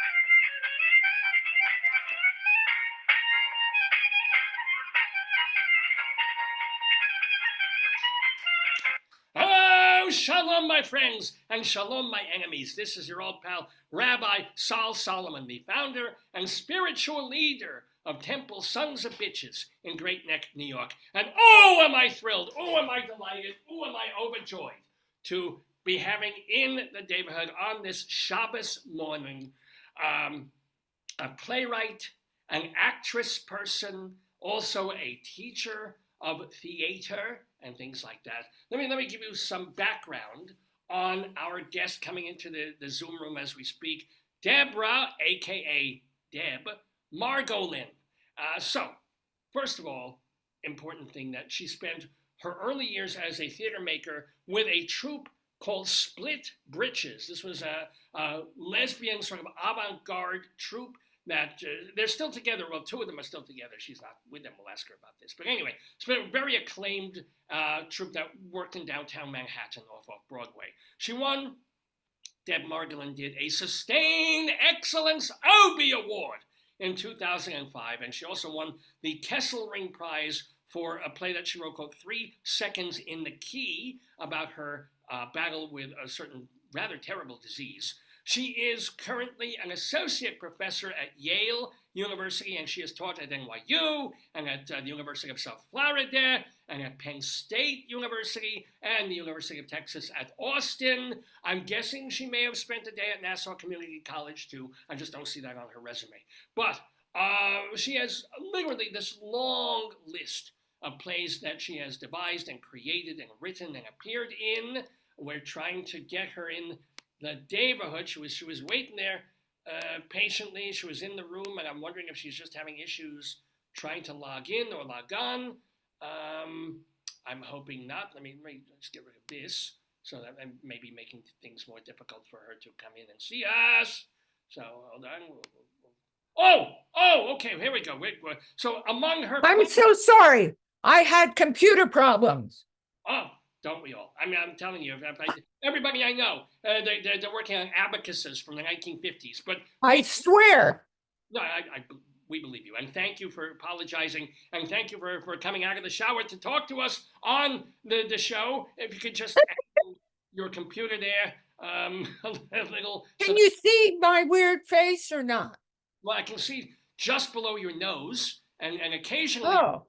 So if you could maybe just do a little the tiltage. Does that help? No. No, I see a lamp. If you can just go the other. I can see a lamp. Oh, your boobs. This is good. Hello. That's my boobs. What about this? That's perfect. We can see a little more boob. So tilt a little, and you've got a little less headroom. No, the other way. Other way. There we go. All right, we're fine. We're going. You look beautiful. You look fantastic. And so this is Deb Margolin. Can you believe I'm talking to someone who teaches at Yale? And ladies and gentlemen. Who is what? What? Huh? I'm sorry, I missed. Yeah, no. Anyway, who is that? I should recognize, because literarily I'm an idiot. The picture behind you, or the ink drawing behind you, I assume that's a famous literary figure on the lavender-colored thing on the wall. It is not. It is a beautiful painting by a dear friend of mine that I bought from her, Robin Cappy. And is it of anyone in particular, or is it just a? It's just a random model, but it spoke to me of a friend from long ago and all the complexity of that. So I needed to buy it from her, and I did. Excellent. I'm just curious. And then it looks like you have a crossword puzzle next to that, or that might be another piece of art, like those tree sort of acrostic things. What is that? The black and Oh, white. actually, that's a picture you can't see because of the glare. It's a picture of a bluebird entering its nest, the father bluebird. It's really beautiful. Oh, yay. Okay. Now, and it is beautiful to have you, Deb Margolin, in with us in the Daverhood. The one thing that we didn't get to say is that your new play, This Is Not a Time of Peace, certainly isn't, is going to be at Theatre Row Theatre. It's already playing there. It's there. Started a couple of days ago, running through mid-March. Theatre Row Theatre, of course, on Theatre Row, over on West 42nd between 9th and 10th. So even though people might assume that with your title, it has something to do with the Middle East right now, it isn't at all. It's a whole different story. What is your play about? My play is about, it was inspired by the way in which my father's, having been blacklisted during the McCarthy era, came back to haunt him later in his life. My father, of recent late memory, he died less than a year ago. His yahrzeit is coming. My father knew I was writing this play. He lost his security clearance. My father was a professor of metallurgical engineering. He was known for his work in titanium, which is a very light, strong metal used in aircraft for 50 years, civilian and military aircraft. When he lost his security clearance, he lost his government research. And he got it back again with the help of Adolph Burley. Adolph Burley was Undersecretary of State to FDR and wrote many of his most famous speeches. And my father somehow got the pro bono assistance of this man. With the help of an intern, I was able to get papers out of the FDR library, which showed the correspondence between these two. So, but this is just the core, the base. Then what I really want, the major dramatic question of this play is, who are these madmen that recur again and again using very similar language and othering people in order to gain power, making people, calling people vermin, saying we need to cleanse the world of these people. Why are we drawn to these madmen? The protagonist, who is trying to save her father from the horror of his memories, which is causing him to stop eating and drinking, etc. My father ate and drank and feared death terribly. This is a work of fiction. I mean, there is basis in your life and your father's There's life. historical basis and there's personal basis, but it is a work of fiction. The protagonist is angry that her father has been so betrayed by his country, i.e. Joe McCarthy, who plays a major role in this play, but who is speaking from history. She is angry that her country has betrayed her father, but meanwhile, she is betraying her husband and daughter as she conducts a torrid affair with a man whom she calls a madman. And she asks us at the beginning of the play, who are these madmen that recur again and again, and why do we follow them? She is placing herself, she is comparing her moral behavior, noticing that it's one thing to have certain moral beliefs, and it's another thing to have certain moral behavior. And who are we as a species that we are drawn to the strong man? That's really one of the major dramatic questions. Well, I can answer that. Not everybody's a born leader. People want safety, they want security, and they want exactly. people to take care of them. This is yes. Mm-hmm. So I mean, and they don't care at whose expense they get this. You know, it's a human trope. And it's about being Jewish too. It's about being, Yes. it's about being a Jew in a Christian world. McCarthy talks about the forces of atheist communism versus Christianity, Christian nationalism. He directly uses that language. He also says, McCarthy says, we will, as a great historical figure once said, when a great democracy falls, it will not be because of enemies from without, but rather because of enemies from within. Have you heard that language recently? I have. Oh yeah, and let's face it, the enemy from within is probably Verizon, but or I hate Verizon. see, there you go. I hate them. And let me guess. I'm guessing that in November you're probably not voting for Trump. Is this a? You know what? I have to tell you a story. Please. I'm a crossword puzzle addict. I had broken my kneecap and I had an appointment with the orthopedic surgeon there who had already done the surgery. He was a bad guy. Don't ask about him. But anyway, there was this Hasidic man there. Yeah. I had to leave too early to take the Times crossword. And this Hasidic man had the puzzle open, and I'm staring at his puzzle, staring at it hungrily, like someone who hasn't eaten in 3 months. And he says, "You want the puzzle?" I said, "Well, sir, yes, I do." He said, "Well, my wife won't like it, but I'll give it to you if you give me 2 things." "Yes, sir. What are those things?" "First, you pray for me. You have to pray for me." "Okay," I said, "What is your name?" He told me his name. I said, "Tonight, I will pray for you. Do I need to say a mishabera, or are you well? What shall I do? Just pray for me." "Okay, good." I wrote down his name. "What's the second thing?" Oh no. Uh-oh. No. Oh no. "You have to vote for Donald Trump." I said, "Why should I vote for him? Why should I vote for him? Tell me, sir, why you would ask me to do that." "He's good. He's a nice man. He's a Jewish man." I don't know what he said. Yeah. I said, "Listen, I'm going to acknowledge a low part of my character." I said, "Okay." And I did the puzzle. There were answers in there already, and they were wrong, and I had to cross them out. That's how much of a puzzle addict I am. I betrayed my morals to get that puzzle. Well, wait a minute. Are you actually going to lift the lever on November? You could put a gun to my head. I would not lift the lever for this man. So morally, you lied to a chassid. Did you pray to him for him at least? Did you give him a nice prayer that night? That at least that. 1 out of 2 ain't bad. Come on, Dave. Daverhood. 1 out of 2 ain't bad. First of all, my name is Sol. I'm Rabbi Sol Solomon. You're Dave Daverhood. Okay, maybe to you, but to me, I'm Sol. Anyway, but Sol, listen.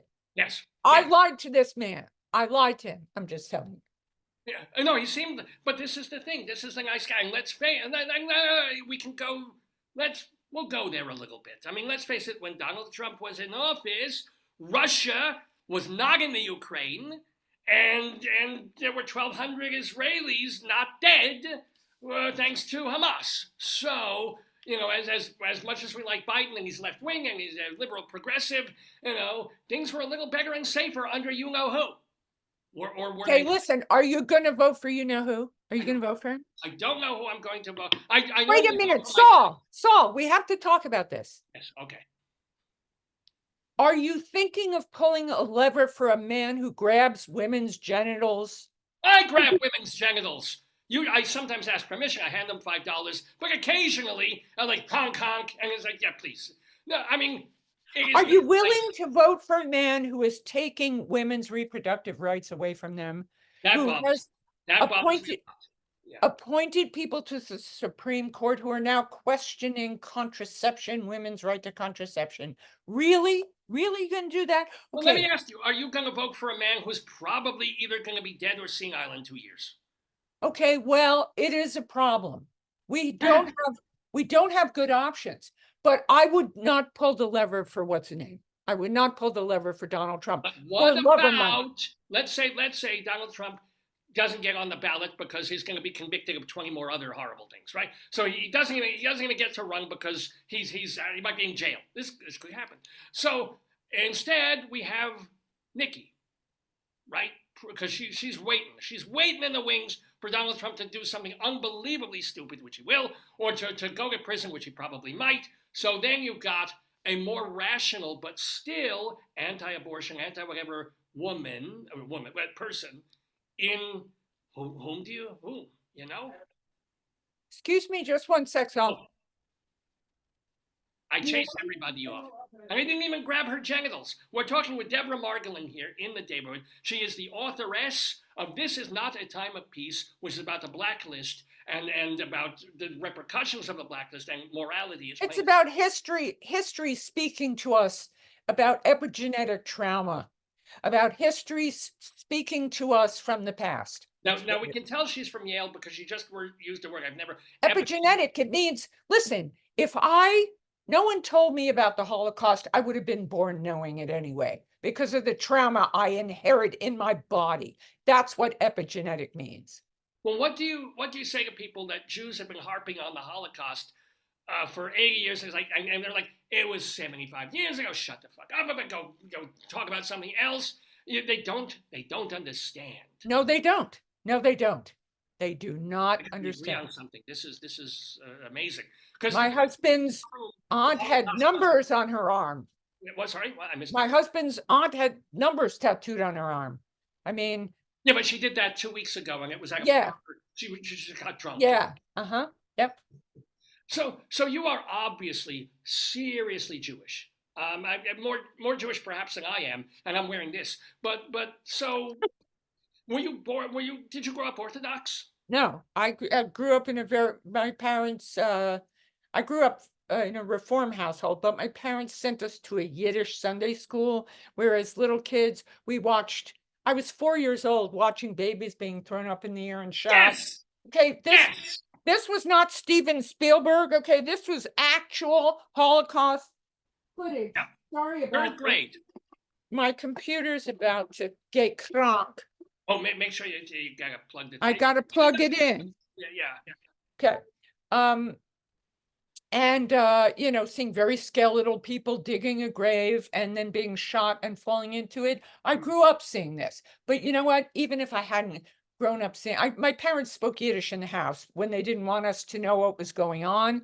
They were first generation Americans, my parents. And my parents did the same thing, but they did Cantonese, so they knew they could order Chinese on Friday nights. Okay, that's good. That's helpful.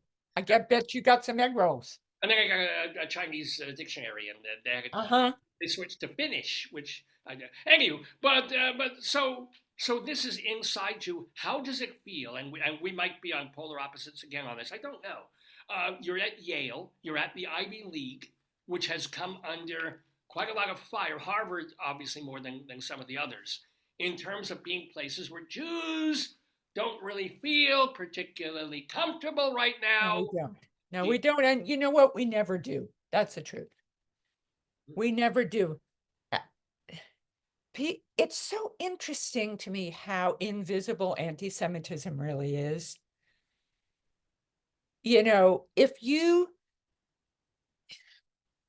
It's so interesting. Jews are doing fine. Jews don't have any problems. There's no issue with being Jews. You can say everybody seems to understand, at least pay lip service to the struggle of Black and brown people. Jews are fine. There's no anti-Semitism. There's none of that. And it is not a comfortable place. It's just not comfortable. Because they think the whole thing, no matter what people feel about the Gaza situation, the Palestine-Israel situation, it's a real safe place to tuck a dislike of Jews that you had before any such thing took place. This is why I am very uncomfortable. I am very uncomfortable now. I don't know how opposite our positions are on this, really. Well, no. I mean, I'm all the way with you on this. I'm not sure how you feel in terms of Israel and Gaza. I'm like straight up Zionist. Like, we have this little country for Jews. It's a Jewish homeland. So if you're not comfortable living there, go pack your bags, get the fuck out. Have This you is have like you Arab have you moment. listened to Michael Rappaport I've heard. going on? No. Who's Michael? What, please? Michael Rappaport is this guy who's like, stand up, Jews. Come on, mofos. Like, and he had this whole bunch of people. Am I allowed to curse? Oh, fuck yeah. Oh, yes. Okay. Save Palestine. And all the kids sing, Save Palestine from fucking Hamas, from fucking Hamas. Like, yeah, he's all over this. He's like, stand up, Jews. This other one, come on. They say we run the world. Well, we could. We're that smart. You think we run the banks? We could. You think we run Hollywood? We're perfectly capable of it. Bite me. This is Michael Rappaport. You should look into him. I love this man. I don't even know who he is, but I love him now. He's an actor. And it's like very hard. You have to kind of hide your. I don't feel like the most comfortable person right now as a Jew. I don't. But you have not. Have you in your entire life undergone direct anti-Semitic? Have you ever really had an anti-Semitic incident or slur putting Absolutely. Absolutely. Well, I was accused of killing Christ, countless times as a young person. I mean, we did, and we're proud of it. Yeah, he was an asshole. He goes into a temple. Nobody asked him. He starts throwing tables around. That stupid son of a bitch. You weren't invited. Come on, get out of here.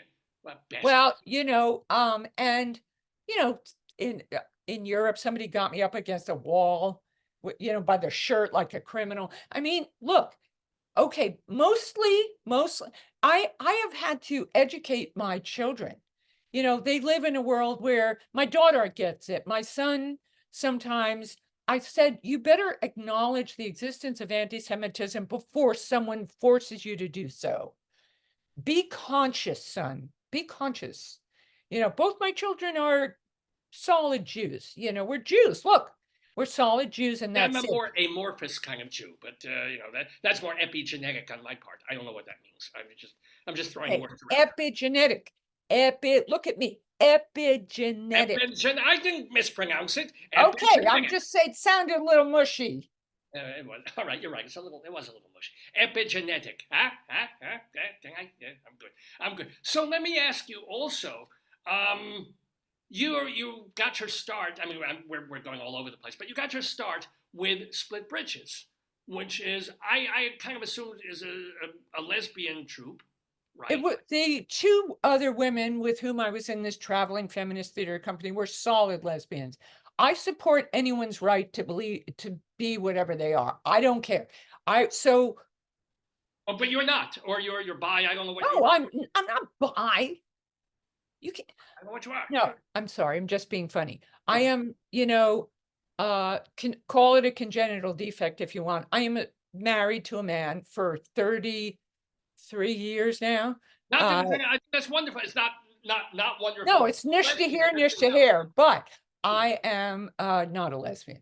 I would, people thought I was a lesbian. I didn't care. How did you wind up then with a wall? Look, this is me. I was raised in an entirely African-American neighborhood. I end up founding a lesbian theater. This is me. I don't blend. This we can kind of tell, which I love about you already. What? Excuse me? Okay, look, people can't deal with tough old Jewish ladies. They just can't. But you're different. You're doing very well. Thank you ever so much. Oh, I got complimented. This is good. Can you get me into Yale, by the way? No problem. I have a lot of power. Like all Jews. Jews run the world. I can get you in there. Yes. I think I want to be president of. Well, can you make me president of Harvard? I do a better job than the previous chick, but I don't know what that means. That's not saying much. Now, the thing about talking about Zionism, if we could talk about that for a minute. Go ahead. When I was over, one of my plays was translated into Hebrew, and I performed in it with a bunch of people from the University of Tel Aviv, where I got one of 2 times where I ever made a wisecrack at the time it was called for. I'm old, and that only happened twice. Usually I think of the remark a week later, a month later. I got it right then, and I'll get back to that. But when I was in Israel, I spoke to a lot of people. I wanted to know how people were feeling over there. A lot of people were scratching their heads over, these are Jewish people, of course. Even the heroin addicts at the laundromat were Jews. Everybody was a Jew. It was incredible. The cab driver's a Jew. The heroin addict in the laundromat, the half Jewish. professor. No, he was half Jewish. So the half that did the heroin was actually Episcopalian. The other half, the nice half, was Jewish. But okay, continue. Yes. Anyway, that was amazing. Yeah. But anyway, people were scratching their heads over the contradiction they were living, which was that of a democracy and a Jewish state. That felt contradictory, and it feels contradictory to me. In a democracy, any drunk or asshole can come over, get a job, do the best they can. So it is an inherently contradictory and difficult situation. The fact that Israel exists, the fact that Jews were just marched into and killed and decided, you know what, that's it. You know, we've had enough. We're going, the Eretz Israel, we're going there. This is our place. Fuck off. Okay. So that is not that hard to understand. Things have become complex. First of all, because of the inherent contradiction of being a democracy and being a Jewish state. And secondly, I am a mother. People came out of my body. I gave birth to people. I don't like killing people. I don't like it. I don't like it. I don't like seeing that woman and her son and their dog lying dead in the street of Gaza. That woman's just some lady like me. I didn't even see that photograph. If I say, I would have chuckled a little bit, but okay, yeah. Okay, but no, I don't feel the way you do about that. I value life. Jews value life. Okay, and this goes against my values. It goes, Hamas, that's how I feel about Hamas. Yes, of course. Hamas, disgusting. They are, you know, all these kids who think Hamas is so great, these kids are ignoramuses. These kids are ignorant. All these woke kids who, you know, Hamas is misogynist, racist, anti-Semitic, transphobic, homophobic. Oh, you think you're so they also woke. Don't smell very good. If you've ever been next to one, it's garlic. Yeah. And I usually like garlic. But that said, I don't like. Well, do you believe in revenge?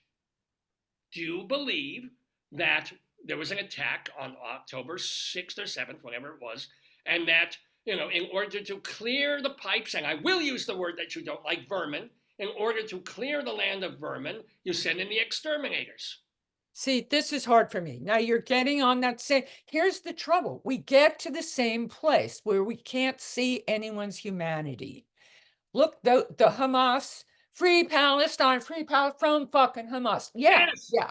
Okay. But until they do, we have to do that for them, which is what we're doing right now. Okay, but there's too many people dying. There's too many people. It's not okay with me. Why are they still there?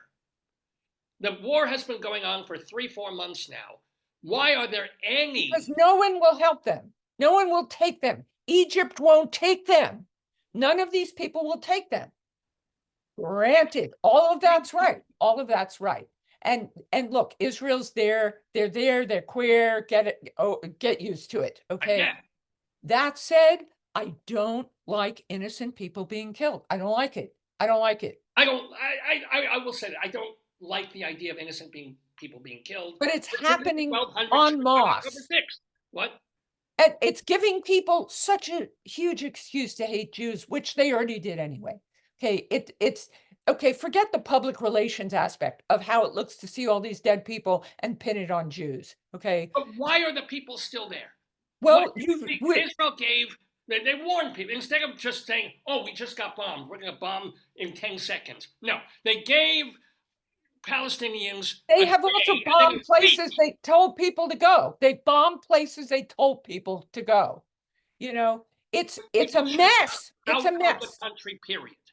They should have gotten out of Gaza. They should have gone to, you know, they should have, like we have our borders that we can't control. What? They couldn't just swarm into Egypt. They couldn't just swarm into Jordan. They couldn't have just swarm, you know, gone to Libya. You know, they had a week to clear out and leave the terrorists in the tunnels. And then Israel would just come in, flush out the tunnels, turn the whole fucking place into a parking lot, and then invite the Arabs back who can live peacefully.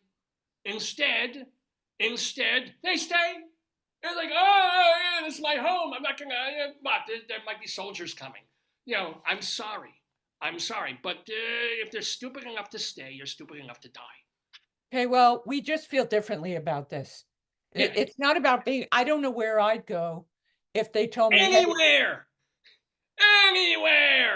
And the other thing in Israel already is that my marriage would not be considered legitimate because it's not an Orthodox marriage. They're getting very right-wing over there. I don't like that. Yeah. I don't like that. I don't like Bibi.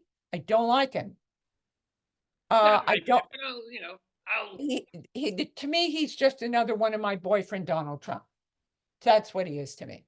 He's just another guy accused of serious crimes, trying to keep himself out of prison.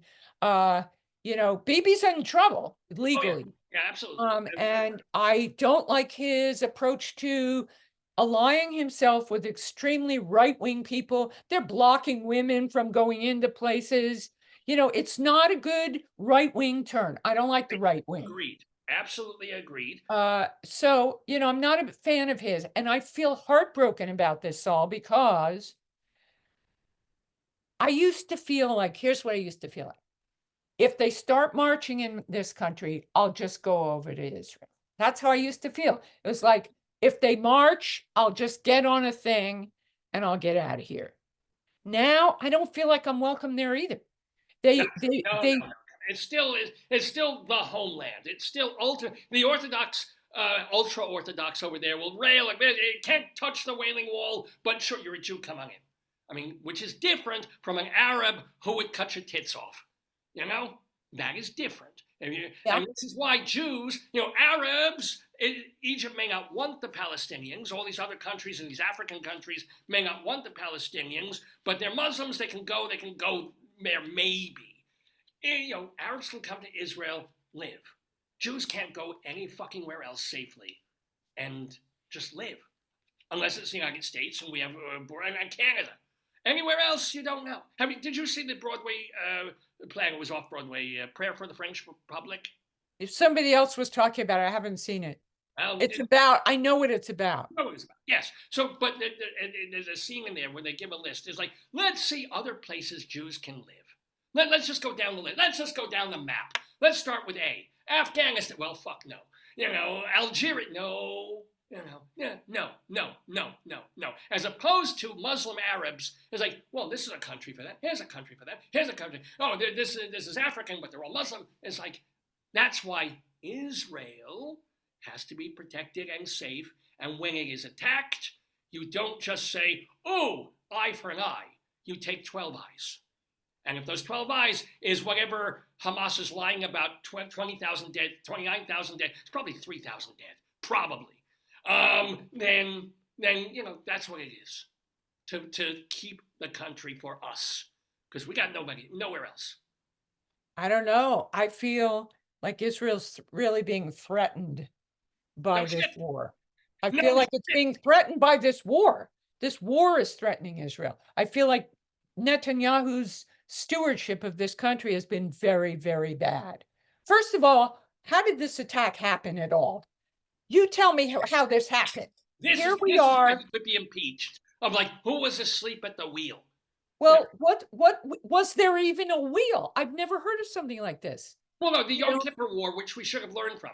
How did it was Yom Kippur, so everybody was off, the soldiers were, and the Arabs took that opportunity, as they would, to attack. Well, there was no such excuse here. And, right.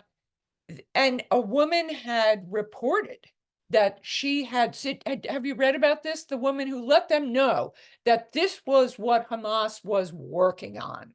You should look this up if you haven't. They were informed. They were informed about this. No, it's just some woman telling us some shit. She described exactly what they were working on. If you doubt what I'm saying, look it up. Well, I've heard about this, and Netanyahu and the IDF should have, like, hello, at least. Nope, nothing. They dismissed the whole thing. Right. Dismissed it. Just like George Bush was told they were planning a big attack here. Oh, well, let's not even talk about that. But, well, Bush was a piece of garbage, but okay, yeah. So I have a lot of issues with what's going on over there. And I feel homeless. As the protagonist in my play says, I feel homeless. I don't Well, hold on. There's always Cedarhurst. So Thank you. I forgot. When Israel goes, there will always be a Cedarhurst. Thank you, dear. Really appreciate you. Really appreciate it. I appreciate this conversation. It's an important conversation that I can only have with a Jew. I know, right? Okay, I'm not going to have this conversation with Yenim. I'm going to have it with you because I don't feel safe having this conversation anywhere else. Even if you and I don't agree, it's okay. But what about other Jews at Yale or in your department? I assume there's still some Jews in academia who haven't thrown up their hands, seeing some idiot students with Gaza signs and say, well, fuck this, I'm retiring. But I assume you can talk sort of like this, maybe not during an in-person meeting, a chair committee No, meeting. I can. I have beautiful colleagues, honestly. I do not feel up at school any othering. I feel welcome. I feel comfortable. I feel safe. I'm glad I wasn't at one of those schools where they blocked this Jewish lady from going into her classroom. I have not had any of that at my university. Now, there was a huge student protest walkout, etc. I was not on campus when that happened. I'm not teaching the semester. This is a sort of off semester for me. It's radical? Mazel tov. Thank you. Because I'm getting a show up, and you haven't come to see. You have to come see this play. Of course, I want to see it. I want to read it. I mean, we happen to be here at the moment in Maryland because I have a restraining order of coming back to New York. Okay, well, get your tuchus up here. I have a lawyer. I'll get you back up here. By the way, the show that she is talking about is called "This Is Not a Time of Peace." It is running now through March 16th at the Theater Row Theater on 410 West. And it's really about all these men. It's about Hitler. It's about McCarthy. It's about the reiteration again and again through history of madmen, of which, no matter what, I consider Donald Trump to be one. The man is batshit. The man is not. Absolutely. Yes. I do not feel. I mean, how do you feel about NATO? Do you feel like letting that whole thing go? Do you feel like? I mean, or with the UN, I cannot. This idea of defunding the United Nations because all they do is vote against Israel and cause us problems. Are they really doing anything good? For 40 years, Jews have been wondering what the fuck the UN is about. Feeding some starving children. I'm a little on board with that. I'll sing some candy, but I don't know. I mean, NATO, I don't know enough about to respond directly to that question.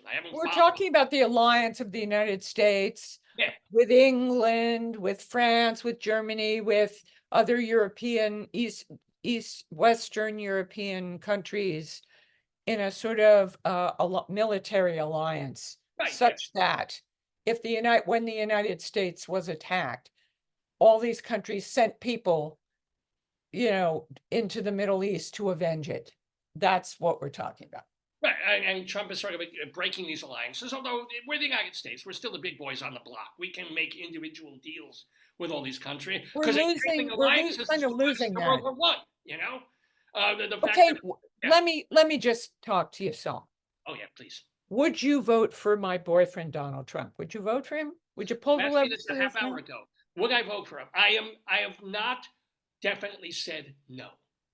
Okay, I know you're probably going to just shut your computer now, but I cannot definitively say, depending on what Biden does, because Biden has been very good to Israel, whatever his speeching is, he's been very good to Israel, and the country's been in good financial shape despite inflation. It's not been a bad 3 years under Joe Biden, and people actually really, really do vote with their pocketbooks. And they were very angry about the anti-abortion stuff with the Supreme Court. So, yes, I may very well vote for Senile Joe, but I'm not saying 90, I'm not saying 100%.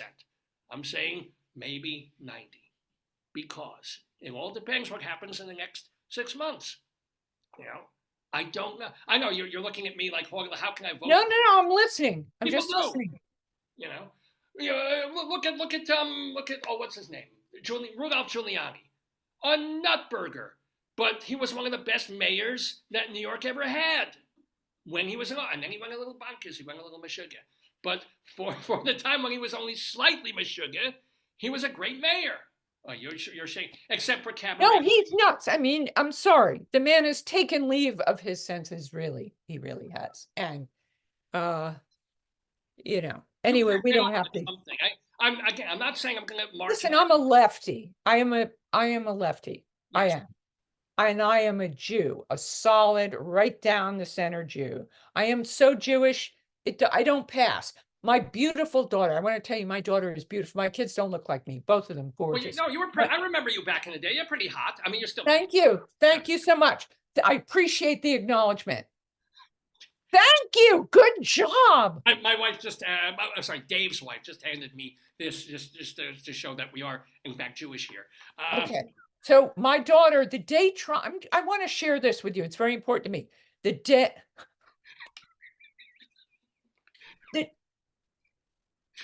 Sorry, we're just being a little evil here. This is more Seinfeldian than Jewish, but here we go. And of course, pickles.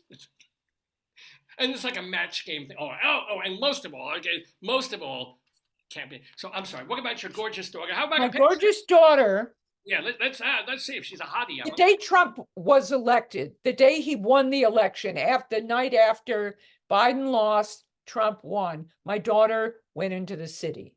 And she went into the subway and a man screams at her, "Another Jew."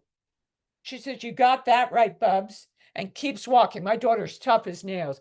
He said, "No more Jews in Trump's country. It's over in Trump's country. No more Jews." Okay, that's day one of his confirmed election. He sat and had lunch with fucking Kanye West, who's going DEFCON 3 on Jews. Okay, and his boyfriend, Kanye's boyfriend, who's some kind of nut job, who's a known passionate anti-Semite. You can't vote for Trump because he has no morals. Whoa. Are you forgetting that Trump was always in Israel's corner? Trump and Bibi were like this, as opposed to Obama and Bibi and Biden and Bibi. And I'm purely transactional. And you must know that in the case of all these evangelical people, it's not about Jews. If all Jews died today, they want the world to end, and then we all. And then the Lord comes down and sends the Jews to hell. That's what it's real estate. It's all about real estate. Well, yeah, but I'm just saying that Trump, he never understood why Jews would stay left, because they ended up being on the side of the people who say from the river to the sea, Palestine will be free. Trump could not understand this because for 4 years, even though a lot of people who vote for Trump and who are right-wing conservative are anti-Semitic, he was like, he was 120% in Israel's corner. And the Palestinians didn't fuck with Israel when Trump was in power, because the Arabs knew that the president of the United States was solidly in Israel's corner. Now I'm not so sure. That's what scares me. And that is why I've got the 5% that is wondering. And is hoping, really, really hoping that Trump drops out. They put in Nikki Haley, so it's more of a choice and it's not so horrible. Well, Nikki's horrible too. She's she's at least not insane. Well, okay. Okay. Okay. Okay.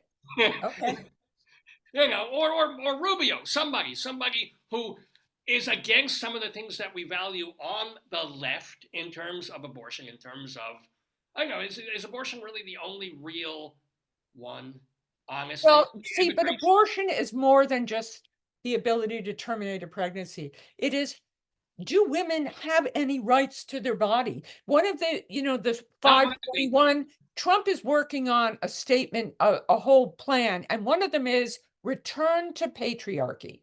I'm tired of it. I'm over it. Okay. Return to patriarchy. You know what? I'm all set. Okay. No, thank you. Okay.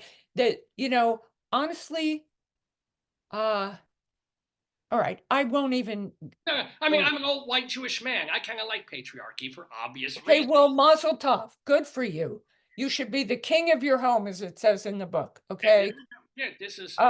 I can't cook. My husband cooks. I watch basketball while he cooks. Okay, that's how it is. Well, that's gender role differentiation in 2024. That's wonderful. Yes, it is. I am the rabbi. What are you talking? Okay, of course I'm the rabbi. What do you say? Am I turning into somebody else? Oh, I'm turning. Dave's wife is saying I'm kind of turning into me. Could I see Dave's wife possibly? I'd like to say hello to her. Oh, hello to Deb Margolin, the playwright, the actress, the wife here. She is an associate professor. What? And I won't say where. Could I see her?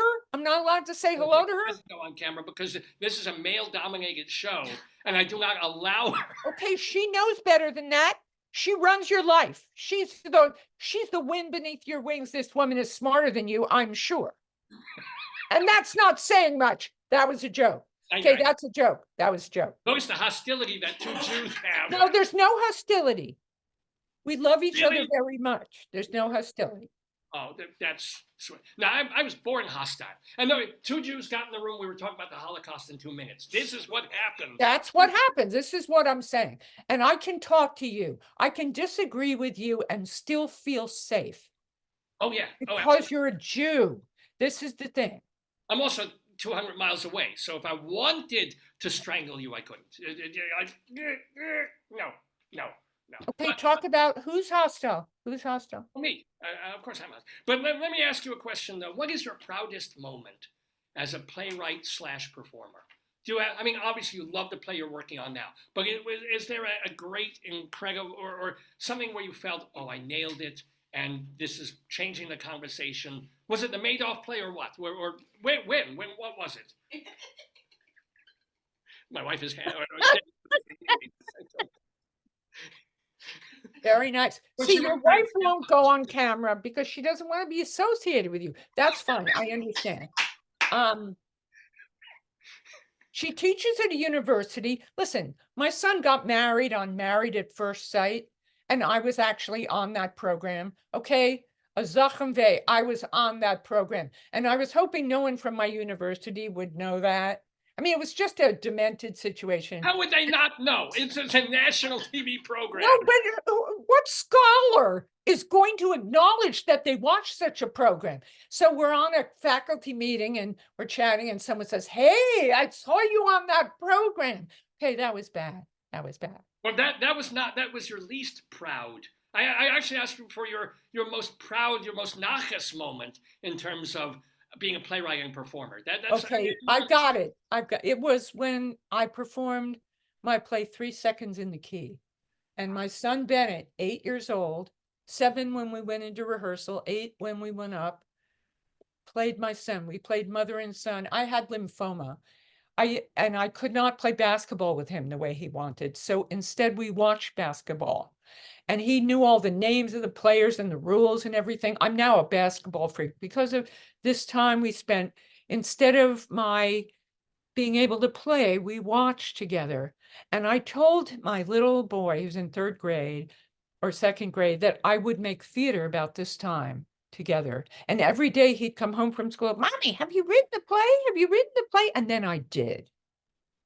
Yes. And then we played mother and son, cuddled together watching the Knicks game in the middle of Madison Square Garden with, there was a shot clock, there were the Knicks, and one of the players from the New York Knicks came out of the TV and into the mother's life to try to remind her that she was a mother and needed to get herself back in her body and spirit and raise her kid. So that, to see my son learn to milk a laugh line. And in this play, you might have enjoyed it. This woman, the sick woman, is trying to teach this tall basketball player Yiddish. She's trying to teach him Yiddish. He's like, this all sounds very derogatory, mother. She's like, everything sounds derogatory in Yiddish, and it's very funny. To hear her trying to pronounce these words. Yeah. Can I ask you, are there anthologies of your work, or are there just Samuel French? How can people read the plays that you've done? People can read 3 Seconds in the Key. It's published by Play Scripts. People can read Time is the Mercy of Eternity, published by Samuel French. And there is a collection of solo pieces, by no means comprehensive, called Of All the Nerve, Deb Margolin solo. It is. Oh, you just. It's a book. It's a book called Of All the Nerve, Deb Margolin solo. There You is know, a I non. apologize to you. I've been mispronouncing your last name for the past 45 minutes. You have, and I Well, was courteous enough to just let it go. it's not Margolin, it's Margolin. That's how my father pronounced it. I refused to change my name when I got married because I'm not doing that. I apologize for that. But let me ask you about that other the one play, the Madoff play, because getting back to the Holocaust, because it's been a couple of minutes since we've talked about the Holocaust. Is it true that you were almost sued by the most famous Holocaust survivor in history, Elie Wiesel?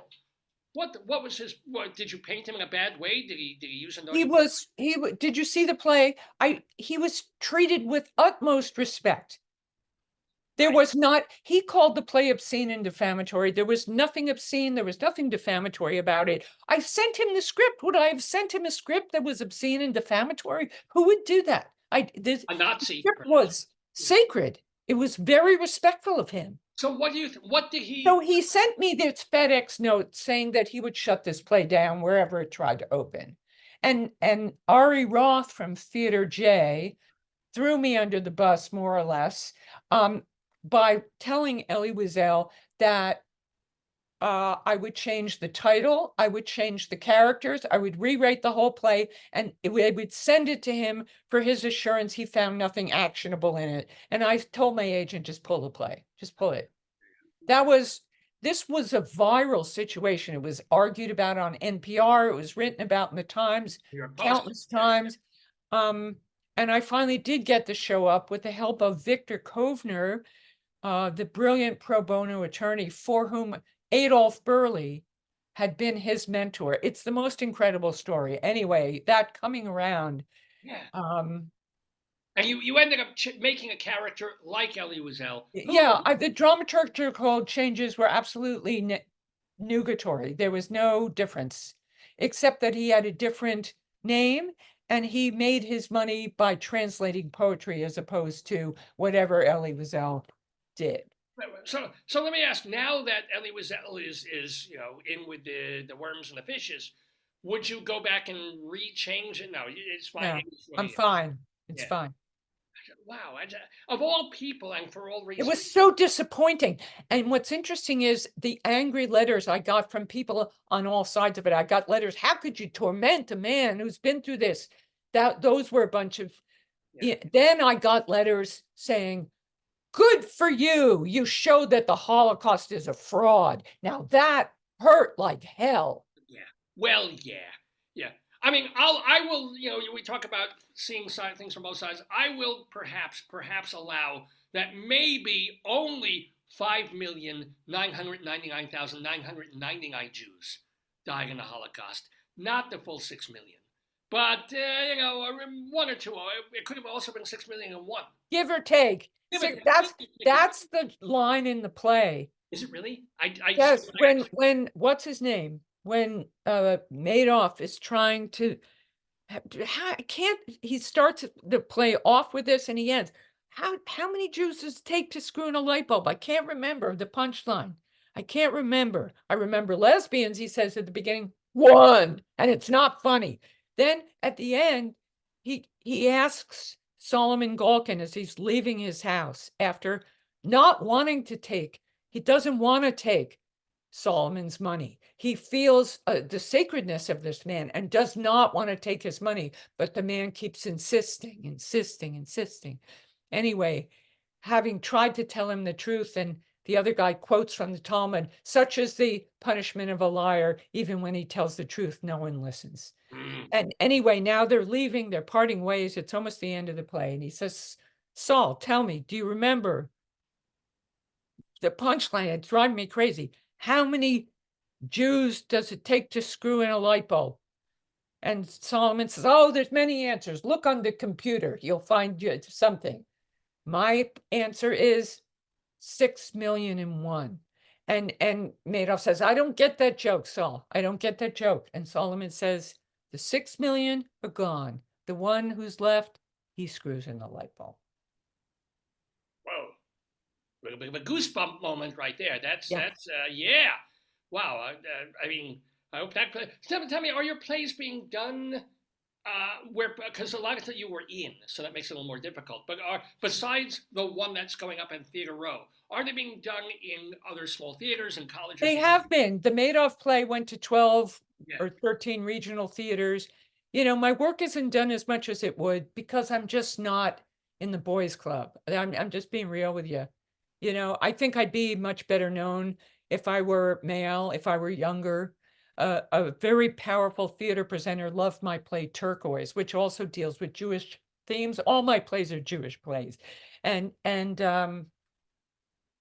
So he said, you know, your play is beautiful, but this powerful theater will never do it. I said, you do tell me why. You do me a favor.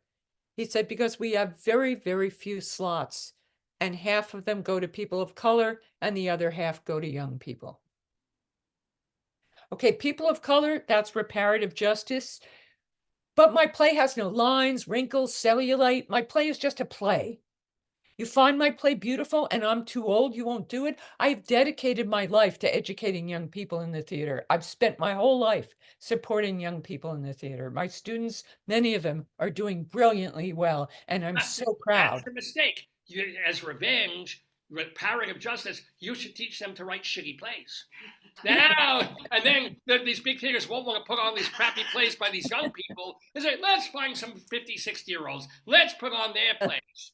Well, you don't think I didn't have trouble trying to get my, when I did Shalom Dammit, An Evening with Me, up in other places? Have you seen it, by the way? You should. You must. I have not seen Shalom Dammit. It's on, you can go on your Shalom Dammit. I'll look right at it. You know, I think you will. Honestly, I really do think you'll enjoy it. I'm sure I will. Yeah, but anyway, but you know, in trying to find a place for that, because I'm left, but obviously I'm not that far. Actually, this is left. I don't even know my left from my right. It might be your left, but it could be this. So, and by the way, I thank you so much for being able to log in and join us in the Daverhood. I was having terrible trouble. I'm so sorry it took me that long. It's all right. You made it up to us by being so funny and so. Oh wait, we have a question from the gallery. That's very good. They said you logged on at a Jewish 10 o'clock. So that's right. That's right. Jewish 10 o'clock. Oh my God. But listen, the play, it is sacred to me. It is a tribute to my father. When we got all the way through it, I wept for my father thoroughly and deeply. It's a tribute to my father. It's a look at history. It's sexy. Did I bring that up? There's a passionate affair in there somewhere. That's right. It is caliente. It is sexy. That's Yiddish for sexy. Is there female nudity? That's for me to know and your audience to find out. It's smart woman marketing right there. But it is a sexy play. It's called "This Is Not a Time of Peace," and you can go to tickets. Yeah, sorry, what? Yeah, 410 West 42nd Street, right on the corner of 9th Avenue, Theater Row, Theater 2. Tickets, if you want tickets, go to newlighttheaterproject.com. New Light Theater Project, just type it in. R-E or E-R? I hate that. E-R. E-R. E-R. Right. The unpretentious way. E-R. Come see my play. I need you in the audience. It's hard to get audience nowadays. As a woman, here's one more thing I want to say. As a woman who's had 10 really radiant reviews in the New York Times, it's like I never did anything. You know, as a woman, you're always starting again. Come see my play. Come see it. I need to sit with you in the theater. I'll hold hands with your audience if they come. They want to sit next to me. Teresa Rebeck doesn't do that shit. Oh no, Deb Margolin does it. Margolin. Outlier. There's always gonna be one woman. First it was Wendy Wasserstein, then she died. Oh, Broadway needs to find another one, and then they can say, oh, we do women's plays. All right, here's Teresa Rebeck. We'll do all her plays, no matter what they are. And make everybody else down by I'm kidding. I'm not really kidding, am I? Tina Howe had it for a while. She passed recently. So now it's down to, are you hoping for Teresa Rebeck to die so you have a shot? No, I'm kidding. No. I love Teresa Rebeck. She's a nice person. And we'll call a local. Yeah. Actually, you should. Did you see Paula Vogel? The Indecent. yeah, Yeah, I saw that. that was good. That was yeah.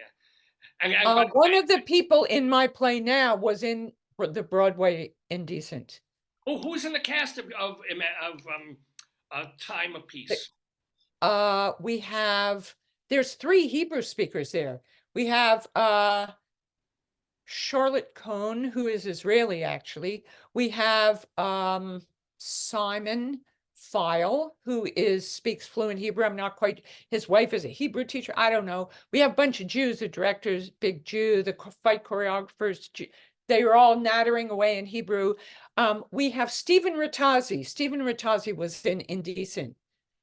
He's an excellent actor. All these actors are excellent. Wait, is he a Yid? He doesn't have a Yid name. Is he one of the tribe or? No, he's not.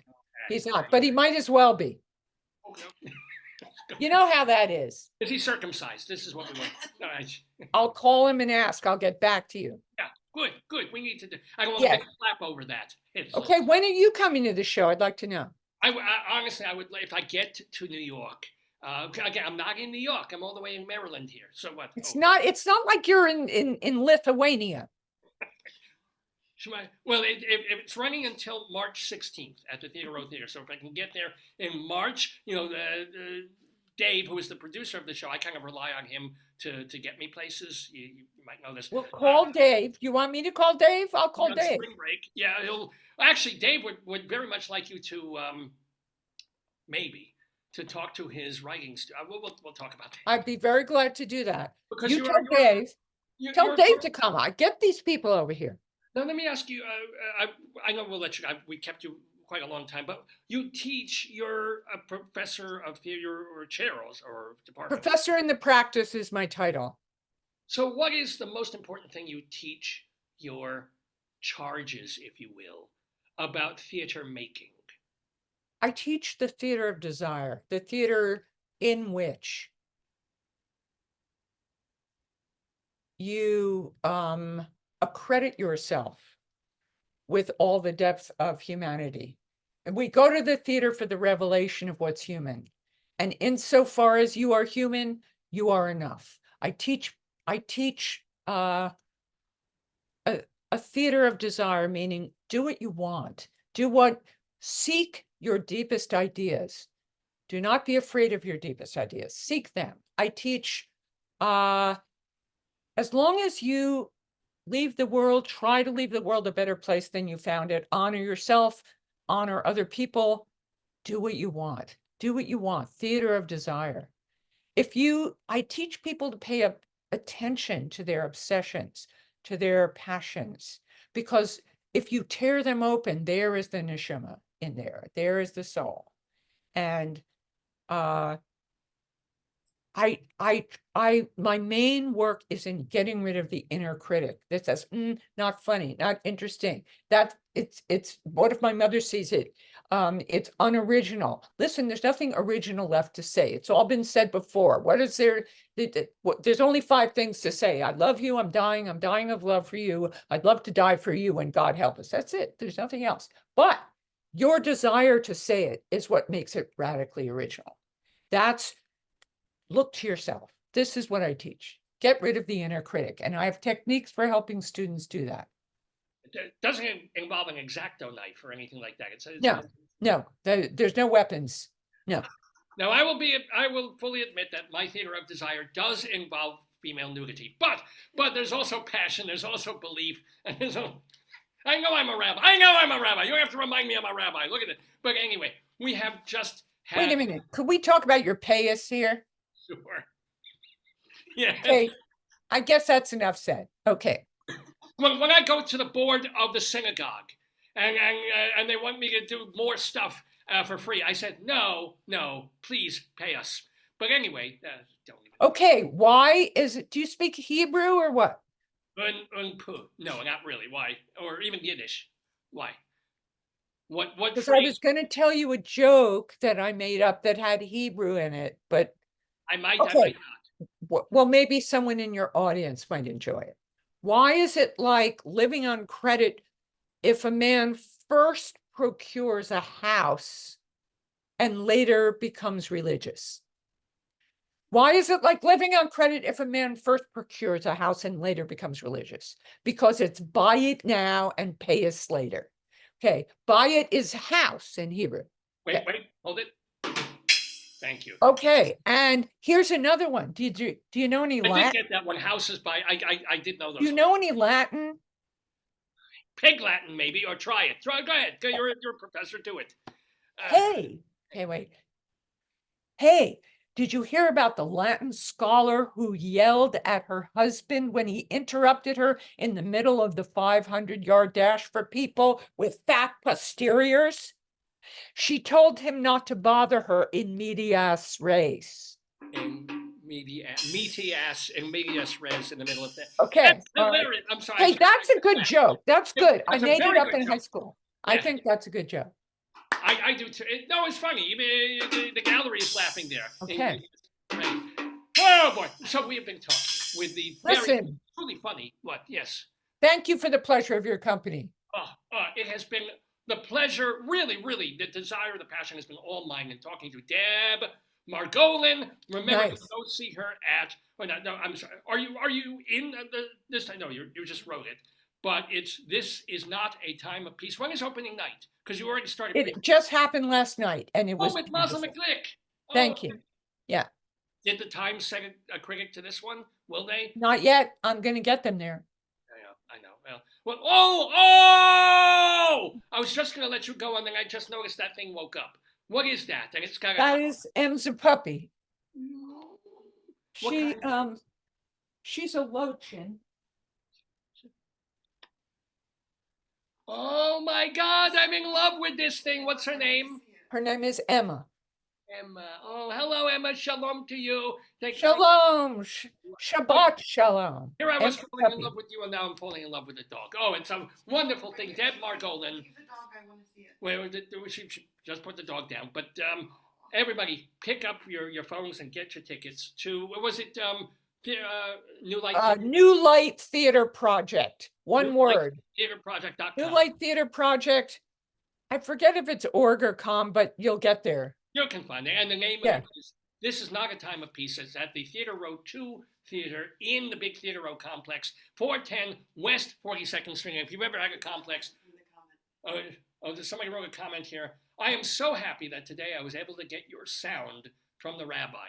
There's a person who listens, actually you'll hate this, she's a theater critic, who listens to the show every week and but has issues because sometimes we have sound issues. Oh, she got the sound and she got me. Sorry, man. Yeah. Oh, she got you just listening through the window, and me too, because I know, I'm sorry, that was obnoxious. I should have let you go. I'm terrible. I'm sorry. Oh. I have something on Yom Kippur to report to God. No, listen. I didn't mean Thank it. you. You're lovely. We love you. We love hopefully your play. I'm sure it sounds wonderful actually. It really is tender. It's a tribute to my father. He was a wonderful man. And now you seem like a pretty wonderful lady yourself. Deb Margolin in the Daverhood. Thank you. Shabbos. The Shabbos. All right, just a minute, Emma. I gotta go because I'm famous and everything. Well, we try, and maybe this will get you more productions of your plays, which is what it's really all about. Of course. I've had so many honors in my life. You know, I just wanna tikkun olam. That's what I'm into, really. To heal the world. I more world to heal, and I don't even know what the hell that means. No, I understand. When you see the play, I think it will speak to you in that way. All the love to you and your listeners. See you, Matt. Bye. Bye, Deb Margolin. Thank you. Bye. And have a one. Oh, there she goes. Good. Ladies and gentlemen, Deb Margolin in the Daverhood talking about her play, This Is Not a Time of Peace, which you can see on Theater Row, which is running through March 16th, which you have to go see because she's obviously really funny and brilliant. And I think that's what I was wondering what this thing was. It's the straw in my beverage. Anywho, we have, oh my God, it's 10 to noon Eastern time in the Daverhood. Oh, I know, I know. I have the gravel in my voice. Just because I'm not cursing at the moment. I'm still the rabbi. I'm still Rabbi Sol Solomon. You can find out more about me by going to my website, shalomdamit.com. I mentioned to Deb Margolin that she can watch my play, Shalom Damn It, An Evening with Me, by going either on YouTube or going to shalomdamit.com. Please do that. You can see my rabbinical reflections, my macaroons, my cheesecake isn't Jewish. What the hell? This is.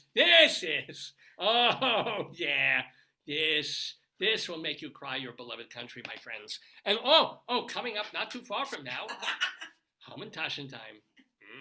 So anyway, absolutely, we thank so much for the wonderful, delightful Deb Margolin. Go see her play. Watch and read my stuff at shalomdamit.com. We're going to bring David back into the Daverhood to do a bit more of the Dave's Gone By, Facebookio, Podcastio, Programmio of the stream. Do not gay avec.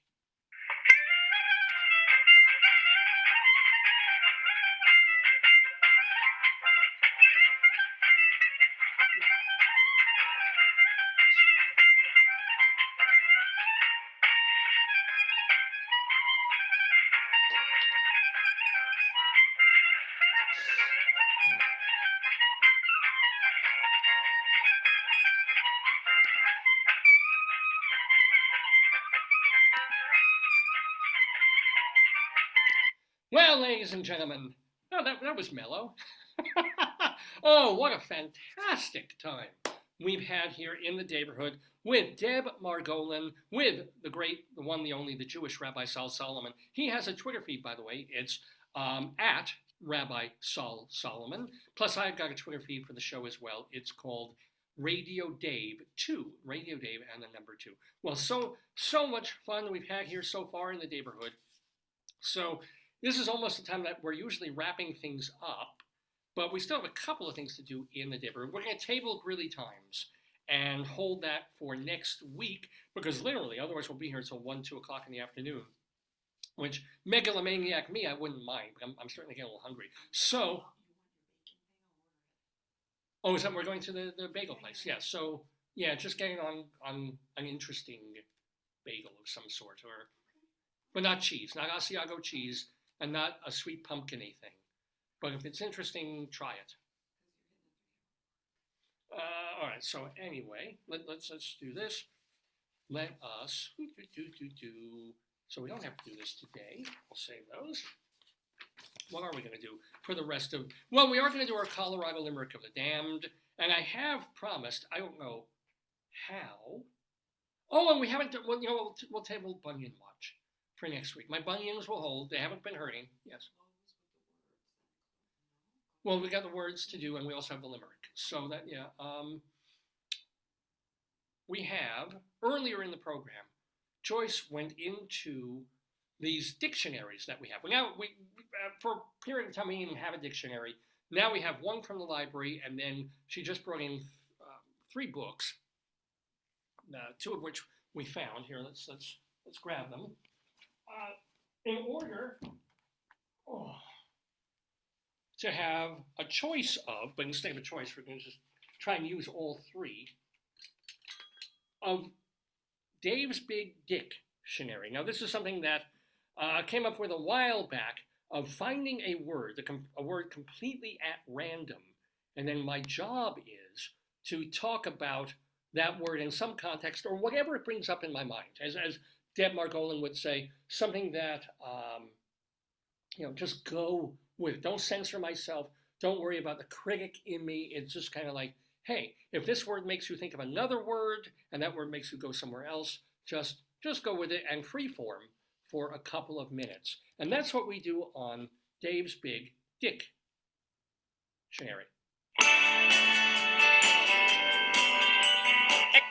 Extra, tell all about it. It's Dave's Big Dictionary.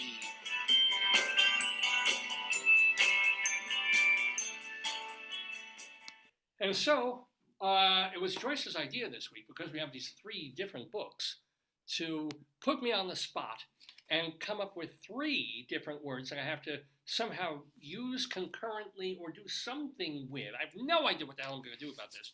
But the words were, from this one, dress. Okay, fine. Dress is pretty simple, and there's a lot of different meanings, obviously, a lot of different definitions for the word dress. For example, makes or set something straight, to align, to prepare for use, to as a butcher would, to trim or embellish, put clothes on, apply medicine to, arrange your hair or clothing, and apply fertilizer to, or to smooth or finish something like leather. So dress is one, and then we have the Webster's Dictionary and Thesaurus, from whence Joyce got the next word, eminence, which is, here, we can go here, and exhaust, eminence. I mean, you know what these words mean, but synonyms for eminence include high eminent. Crystal ball was right. Our guest did come. Joyce is right. The magical crystal ball, which predicted. Hold on, I can't hold them until next week. I'll do them quick. And are you really hungry? Can we? Oh, or one way. Yeah. It's gonna be about 15 minutes, and then we'll eminence, exalted, lofty, Patagonian. Gotta love that. I gotta look that one up myself. Patagonian. So all these, you know what it means. Okay. And then, if that weren't enough, and don't you think it should be, Joyce went into this book we just got, Tabor's Cyclopedic Medical Dictionary, and found one of the greatest things ever. Not really. I mean, well, it's pretty great. Something called, oh! No, I opened to any page of this book. Here's herpes zoster. Oh, it looks like leprosy even. Hailey's, I don't know if I spelled this right. H-A-I-L. H-A-I, okay. Hailey's, Hailey-Hailey. Hailey-Hailey Disease. This sounds like a Chuck Berry song. Hailey-Hailey Disease. Founded, I guess, by William H. Hailey in 1998, or that's when he was born. Oh no, Hailey-Hailey. Wait, what? Oh, I see. Yes, okay. So a dermatologist, 2 Haileys, I guess they were related, founded this disease back in like the early 1900s. And as I'm sure you remember, Hailey-Hailey disease is a benign familial pemphigus. A benign familial pemphigus. And of course, you have to flip through the dictionary or this special thing to find what the hell a pemphigus is. And just so we're reminded. Thank you for that. We couldn't have stopped at dress, right? Pemphigus is like boils or lesions. It's kind of yucky stuff. It's not stuff. It's a skin disease thing. An acute or chronic stuff you want to get. Autoimmune disease, principally of adults, sometimes in children. You get successive crops of boule. Fucking thing. All right, boule. Here we go. Boule. I like boule. Boule. Didn't creme brulee hurt you? Hold on. Oh! There's a picture of an arm badly burned with blisters. Why are you watching that? Because every page I turn into of this book is a horror. It's like the Blair Witch book. What is this? So it's before burn. Oh, God damn it! No, do you want to see bulle of impetigo? I don't think you do. I don't want to see. So a bullus, and I guess bulle is the or bulla, or bulle is plural. A large blister or skin vesicle filled with fluid. What? I never heard this term. I've used this term as a name, just for fun because I like the sound of it. Yeah. But apparently there is a medical term. Even better than bulla. Better than bulla or bulle. Yeah. And bully for you for finding this. A bleb. I've got to look up bleb. This is fantastic. A bleb. A bleb is an irregularly shaped elevation of the epidermis, a blister, or a bulla. Blebs may vary in size. They can contain serous cerupurulent or bloody fluid. How is a varicocele, which I had, or did I have a cystocele? I had, the thing in my testis. Remember I had that lump in my testis? I have no idea what you said for the last 20 minutes. I had a bleb in my testis, ladies and gentlemen. It was a varicocele, and I was going to go to the doctor, and then I was squeezing it, and it popped. And, bad syrup came out. Can I just tell you something? Yes. There's a thing called TMI. I know that it's hard for you, honey, but TMI is TMI. Well, you came, hey, oh, no, don't do dress. Let's find 3 words. Let's have eminence. Let's have Hailey-Hailey disease. I didn't suggest that you have Hailey-Hailey disease. I would never suggest that. So somehow I have to talk about dress, eminence. Well, those 2 can go together. When we think about eminence and dress, I understood why people watched. Put them all in one sentence now. One sentence? No, but you can do it. Okay. When I was watching the royal coronation of Prince Charles, who's having his own medical issues as we speak, and I kind of understood why people watch this procession, even if we're envious, even if we're all don't make in 10 years what the crown goes through just keeping the place. I understood the wonder and the beauty of pomp and circumstance of the robes and the gowns, right? And the special dress that bespeaks eminence, that is essentially visually beautiful and therefore the opposite of someone who suffers from Hailey-Hailey disease. Like Princess Di and Lady Di's skin was the opposite of someone who has bulbous blisters that would be Pegasus. What was it called? Patagonia. Or blebs. Or bulle. Did I do it? Did I manage it? Did I manage the Daverhood dictionary? Yes, I did. Yay. Yay for me. I don't have the bell. Oh, the bell. I've got the bell. Good. Yay. That's Dave's big dictionary. It is noon Eastern time here in the Daverhood. I'm Dave Lefkowitz. So what we want to do before we get to our Colorado Limerick of the Dam and we end the show, we do have to thank folks who've been on this program, not just today, but all throughout the many, many years that we've been doing this show. We call them Friends of the Daverhood. We like to keep tabs on them because once they're on the show, it's like, hey, they're family. How's our family doing?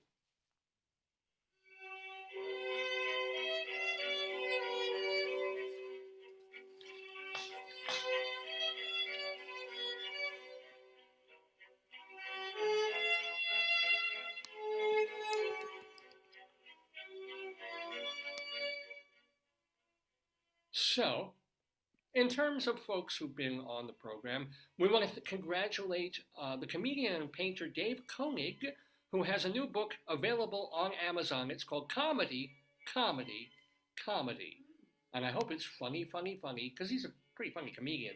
Dave Koenig, make sure you get his book, Comedy, Comedy, Comedy. I want to also let you know that playing now, well, just today actually, Andre DeShields is doing a cabaret show called Harlem Nocturne at 54 Below, and it's Harlem with 2 A's, so kind of a play on words of New York and also black culture. Andre DeShields at 54 Below this evening. I want to let you know that, oh my God, hon, these are the last 2 days of our current Austin Pendleton alert.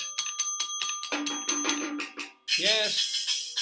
The ubiquitous, indefatigable Austin Pendleton, he is directing a revival of Tennessee Williams' play The Night of the Iguana. It's been playing for a while now with our other friend, Daphne Rubin Vega, whom you'll remember from Rent. And you can go see that just this weekend now at the Signature Theater, just a couple of blocks, like 1 block away from where Deb Margolin is doing her show. It's 480 West 42nd Street for Night of the Iguana.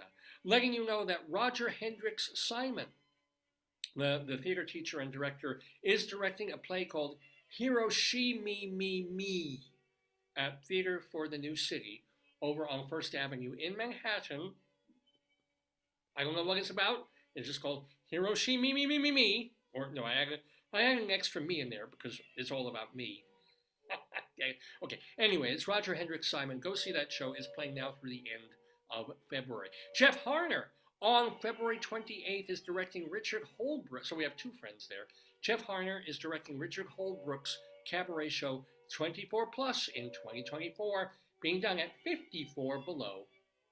Get your tickets at 54below.com.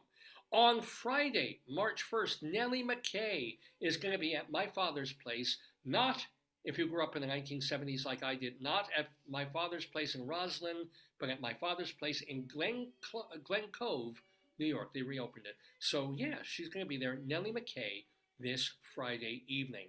Playing now through Saturday, next Saturday, Nina Conti's The Dating Show is over at Soho Playhouse on Van Dam Street. And yes, huge thank you and recommendation to go see Deb Margolin's play This Is Not a Time of Peace, playing at the Theater Row complex. It's in the second Theater Row Theater in the Theater Row Theater's building. Now through the middle of March. It's called This Is Not a Time of Peace. Jessica Molaski is off-Broadway in the Jason Robert Brown musical The Connector, being done at Manhattan Class Company now through the middle of March. On Broadway, Lilias White in Hadestown, Alan Menken's music in Aladdin at the New Amsterdam Theater, and Alan Menken's music, of course, in Little Shop of Horrors, revived off-Broadway at the West Side Theater. Seth Bissenhirsch's weekly talent showcase, kind of a open mic that he MCs for and plays piano for. That's at Don't Tell Mama every Tuesday evening. Eric Comstock and Barbara Fasano are at Birdland every Tuesday evening. Vince Giordano and the Nighthawks are at Birdland on Monday evenings. And of course, every Monday night, Jim Caruso's cast party at Birdland. Tickets to all these events are at birdlandjazz.com. Shout out to our friend Evan Seplow, the founder and editor of StageBuddy.com, and to our wonderful friend David Sheward, who is a theater critic, and he writes for TheaterLife.com. Huh? No, nothing. He's fine. It's just we haven't had him on the show because we haven't done the quiz. But he generally plays our quizzes and usually wins them. David Sheward, you can read him at TheaterLife.com, CulturalDaily.com, and beloved TotalTheater.com. Shout out to Leslie Hoban Blake, who with Charlie Gross co-hosts Two on the Aisle on Manhattan Neighborhood Network TV and on YouTube. They review theater together. And a shout out to Vicky Quaddy out there in Chicago doing the show that she co-created, Late Night Catechism, as well as Are You Smarter Than Your 8th Grade Nun? So yeah, go see her. She's not in Chicago right now. She's like a few cities away, but her show is always being done at the Greenhouse Theater in and around Chicago.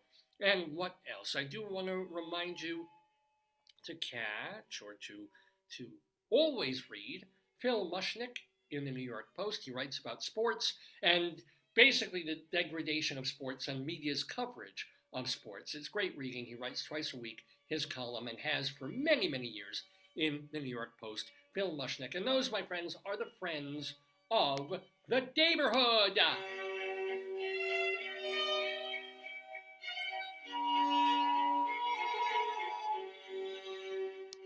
All right, ladies and gentlemen, well, it is a few minutes after noon on this Saturday, February 24th, 2024. You're with me, Dave Lefkowitz, in the Daverhood, and, of course, Joyce, my darling and wonderful wife.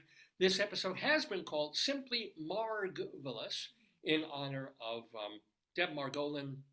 Just wow, one of the liveliest, most fun guests we've ever actually had, in my personal opinion. Certainly in Rabbi Sol, he's still shell-shocked. He found someone even more Jewy and wilder than he is. That is rare, my friends.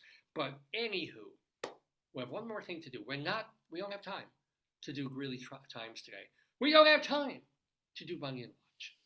But for you people, I give and give and give for you people. And yes, you want more. You want take the blood from me. We're going to do our Colorado Limerick of the Damned, where we will be going to Flagler, Colorado. Because yes, there's a town called Flagler, and yes, I've written a poem about it, and yes, I'm going to tell you a little bit about Flagler, Colorado for our Limerick of the Damned. You're the poetry man. A limerick is a comic verse of 5 lines, in which lines 1, 2, and 5 will end with words that rhyme. And likewise, verses 3 and 4 also end with words that rhyme. So this is a limerick. Rocky Mountain, Colorado, Colorado. Oh, Colorado, indeed, ladies and gentlemen. So yes, I've set myself the task of writing as many 5-line limerick poems about places in Colorado that I possibly could, because Joyce and I lived there for about 13 years. And so now, even though we lived in New York after that, now we're in Maryland, I'm still trying. I would love to get 365 of these. I know it's not going to happen, but I am coming close-ish to 300.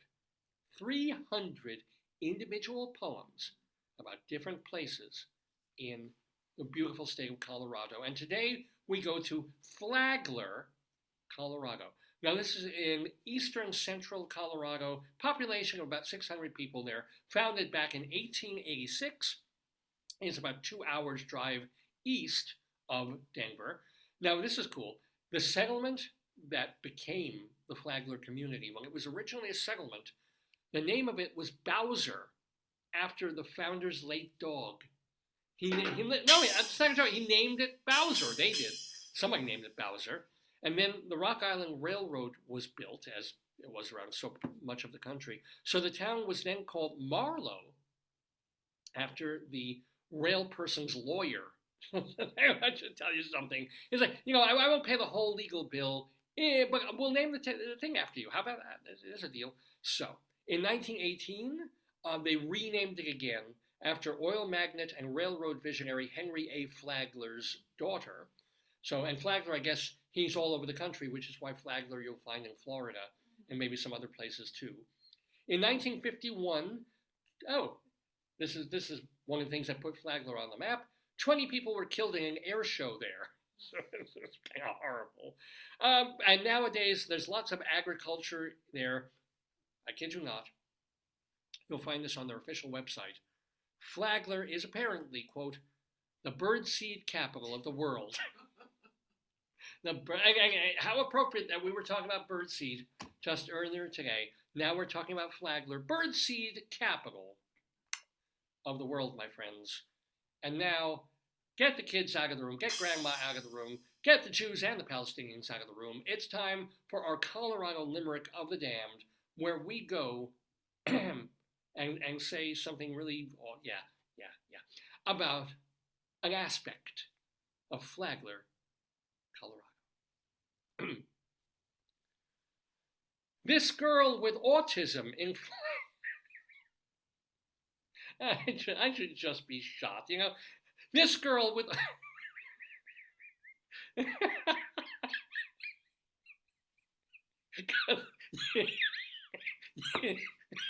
you don't get a lot of poetry. You don't get a lot of poetry about girls with autism, or boys with autism for that matter. They don't show up in the literature that much.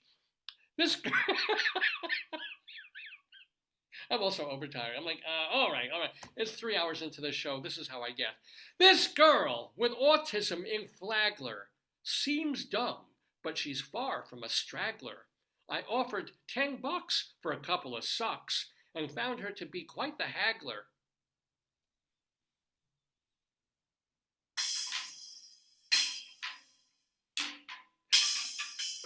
Oh.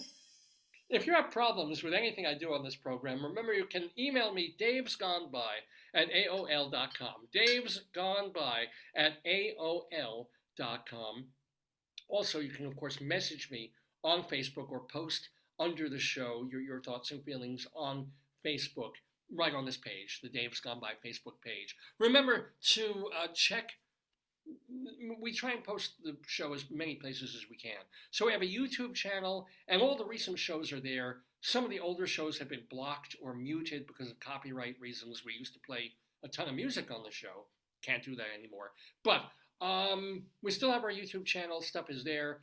We also have our audio archives at castbox.fm and our archives at davesgoneby.com, as well as the website archive.org. We have a channel on archive.org. Remember that we do have both all our complete shows in these places, as well as separating out the interviews with wonderful people like Deb Margolin, Evelyn McDonald we had on a couple of weeks ago. We've had everyone from, Judy Collins to Robin Hitchcock to Linda Lavin to Christine Lavin. If you want to go through the archives and really see the kinds of people we've had on this show, please do that, davesgoneby.com or archive.org. And yeah, we have an Instagram page, david.lefkowitz. And speaking of, I sent, or Rabbi Sol sent Deb Margolin scrambling to YouTube to watch his show, Shalom Dammit, An Evening with Rabbi Sol Solomon. But if you want to read my stuff, you want to read my plays, my songs, my screenplays, the interviews I've done with famous people, news stories I've written about the arts, and we're collecting all of it at davelefkowitz.org. This is separate from the Dave's Gone By page. davelefkowitz.org is kind of my compendium. Since Samuel French isn't publishing my shit, fine, I'm publishing it out there. It's free, davelefkowitz.org. And by gosh, if you, I am a cis, white, middle-aged to older male. Therefore, I should be getting productions. If you have a theater, please go to davelefkowitz.org, read one of my plays, and kindly put it on for your audiences. Most of them are very funny, and they have a lot to say. davelefkowitz.org. I'm just putting that out there into the universe. This is my theatrical desire, my passion, to be read, to be heard, to be taken semi-seriously and then mocked horribly. That is my great goal in life, and why I do this program every Saturday from 9 until noonish or thereabouts in the Daverhood Eastern Time. It's called Dave's Gone By. Please come back next Saturday for the 933rd episode of the Dave's Gone By program. We're trying to line up a cool guest. I don't know if it will happen. If we don't have a guest, we'll probably have time for our for grilly times and some other things. But no matter what, try and I do anticipate doing a program next Saturday. I guess it's going to be is it the 29th or maybe the March 1st? I think. No, I think it's the 29th. I think this is. It is a leap year. I'll check. You told me it was leap year. It is 6, 7, the 8, 29th. 9. No. It's already March 1st. Next Saturday will be the 2nd. 2nd of March. Wow. Yeah. Okay. Because I can't count. Leap year is on Thursday, the 29th. And then Friday's so March 2nd. Next episode, our 933rd episode of the show with me, Dave Lefkowitz, my wonderful wife Joyce. Make it a fine and fabulous week. It's not every year you get a leap year. It's not every second year you get a leap year. Not even every third year you get a leap. And my Aunt Sadie was born on leap day. How many leap year? I'm gonna ask. Hold on. Yeah. I don't know. My aunt was born on June 31st. How often is the leap year? 4 years. Every 4 years. Yeah. Oh, really? Yeah. Yeah. Why is it every 4 years? That's what I want to know. Yeah. It said Julius Caesar decided to change the basis of the Roman calendar using tonight's a full moon, by the way. Oh. Using the moon and sun, and he decreed that every 4th year there'd be an extra day added. So wait, if this is going to sound stupid because everything I say sounds stupid. If we didn't add leap day, would this now be summer? Because it would. No. Because 1 year, February 28th, would then be March 1st instead, or something like that. We're trying to be March for every year. So every 4 years, there'd be a day shifting. And would after a couple of 100 years, December be really warm, sure. And June be really cold, like the middle of winter. We'd shift. And then hundreds of years later, go back again. Am I wrong in this? Something for you to ponder in the week ahead, ladies and gentlemen. Why am I still wearing these? I don't know. Anywho, you've been watching Dave's Gone By. Make it a fine, fabulous, funky, frolicsome week. Go order something from Sichuan Taste. And we never finished the one other thing. So we go to the Chinese restaurant. We go to Sichuan Taste. Save it for next time. Well, there's nothing to say. That's a problem. All these things that are on the menu, all the stuff that we read earlier when we were going through it, and when we were showing you the true literal online menu. And it's not even that I really, really desperately want to eat at this Chinese restaurant as opposed to any other. I want to get their hard copy menu to get a couple of them to give to friends and to have for the show. We get their hard copy. It's completely normal. All the stuff, all the funny stuff, all the ridiculous, like grade B ribs, is only on their web. But if you want some laughs, go find it. Sichuan Taste in Maryland. It was in Cockeysville, or where is it? Or near Hunt Valley. Yeah. But check it out. It's really, really. I wasn't making any of that stuff up. The whole rest of the show I completely made up. And it's time. It's time to take off makeup. It's time to kill the lights. It's time to end the program on Dave's Gone By Tonight. Gone By!